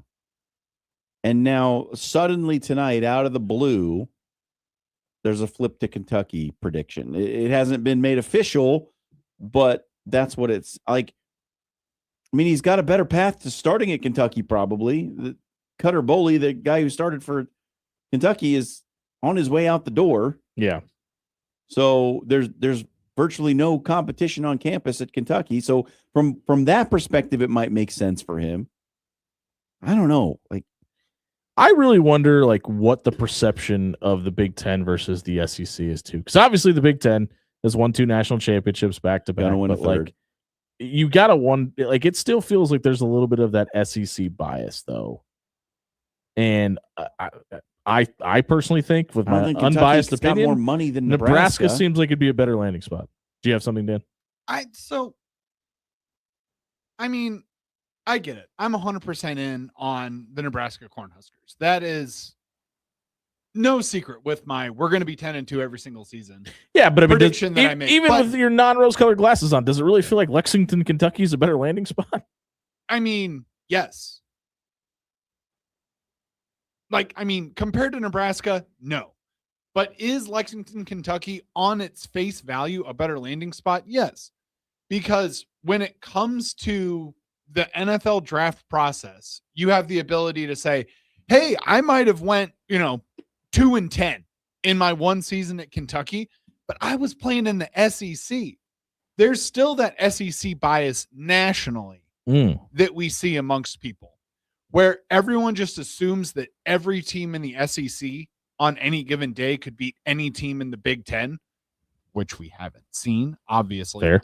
But I do still think that there's a bit of that national bias. I mean, just reel your brain back to, gosh, what would it have been? The 1st and the 31st of the last month and this month, when we had to hear that SEC blowhard, whatever his name is, go on. Paul Feinbaum? Paul Feinbaum went on every single show and made it a point to talk crap about the Big Ten and to say, I'm tired of people telling me that the Big Ten is so much better than the SEC. You only got 2 national championships recently. It's all SEC all the time, baby. That what he said? Yeah, basically. Paraphrased, of course. Of course, yes. Allegedly. But it's a very smooth paraphrasing. Yeah, the more I think about this Kenny Minchie thing, the more I think it's about like, hey, you're coming to Nebraska, you're going to compete with TJ Lateef. You can come to Kentucky, and we'll tell you you're the starter today. I'm sure that had a little bit to do with it.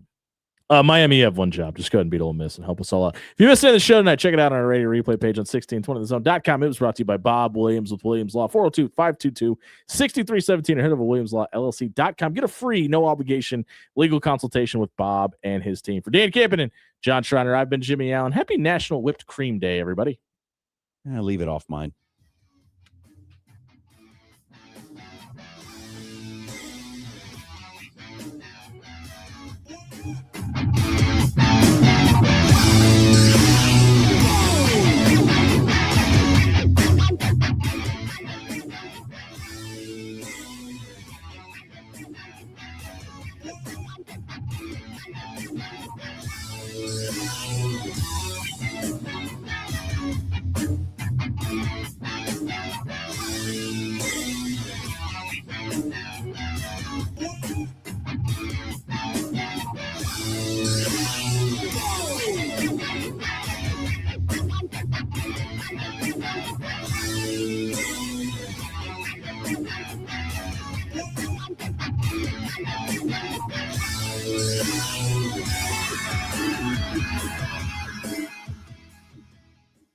Criminal, civil, personal. If you or a loved one is facing a lawsuit, let Williams Law represent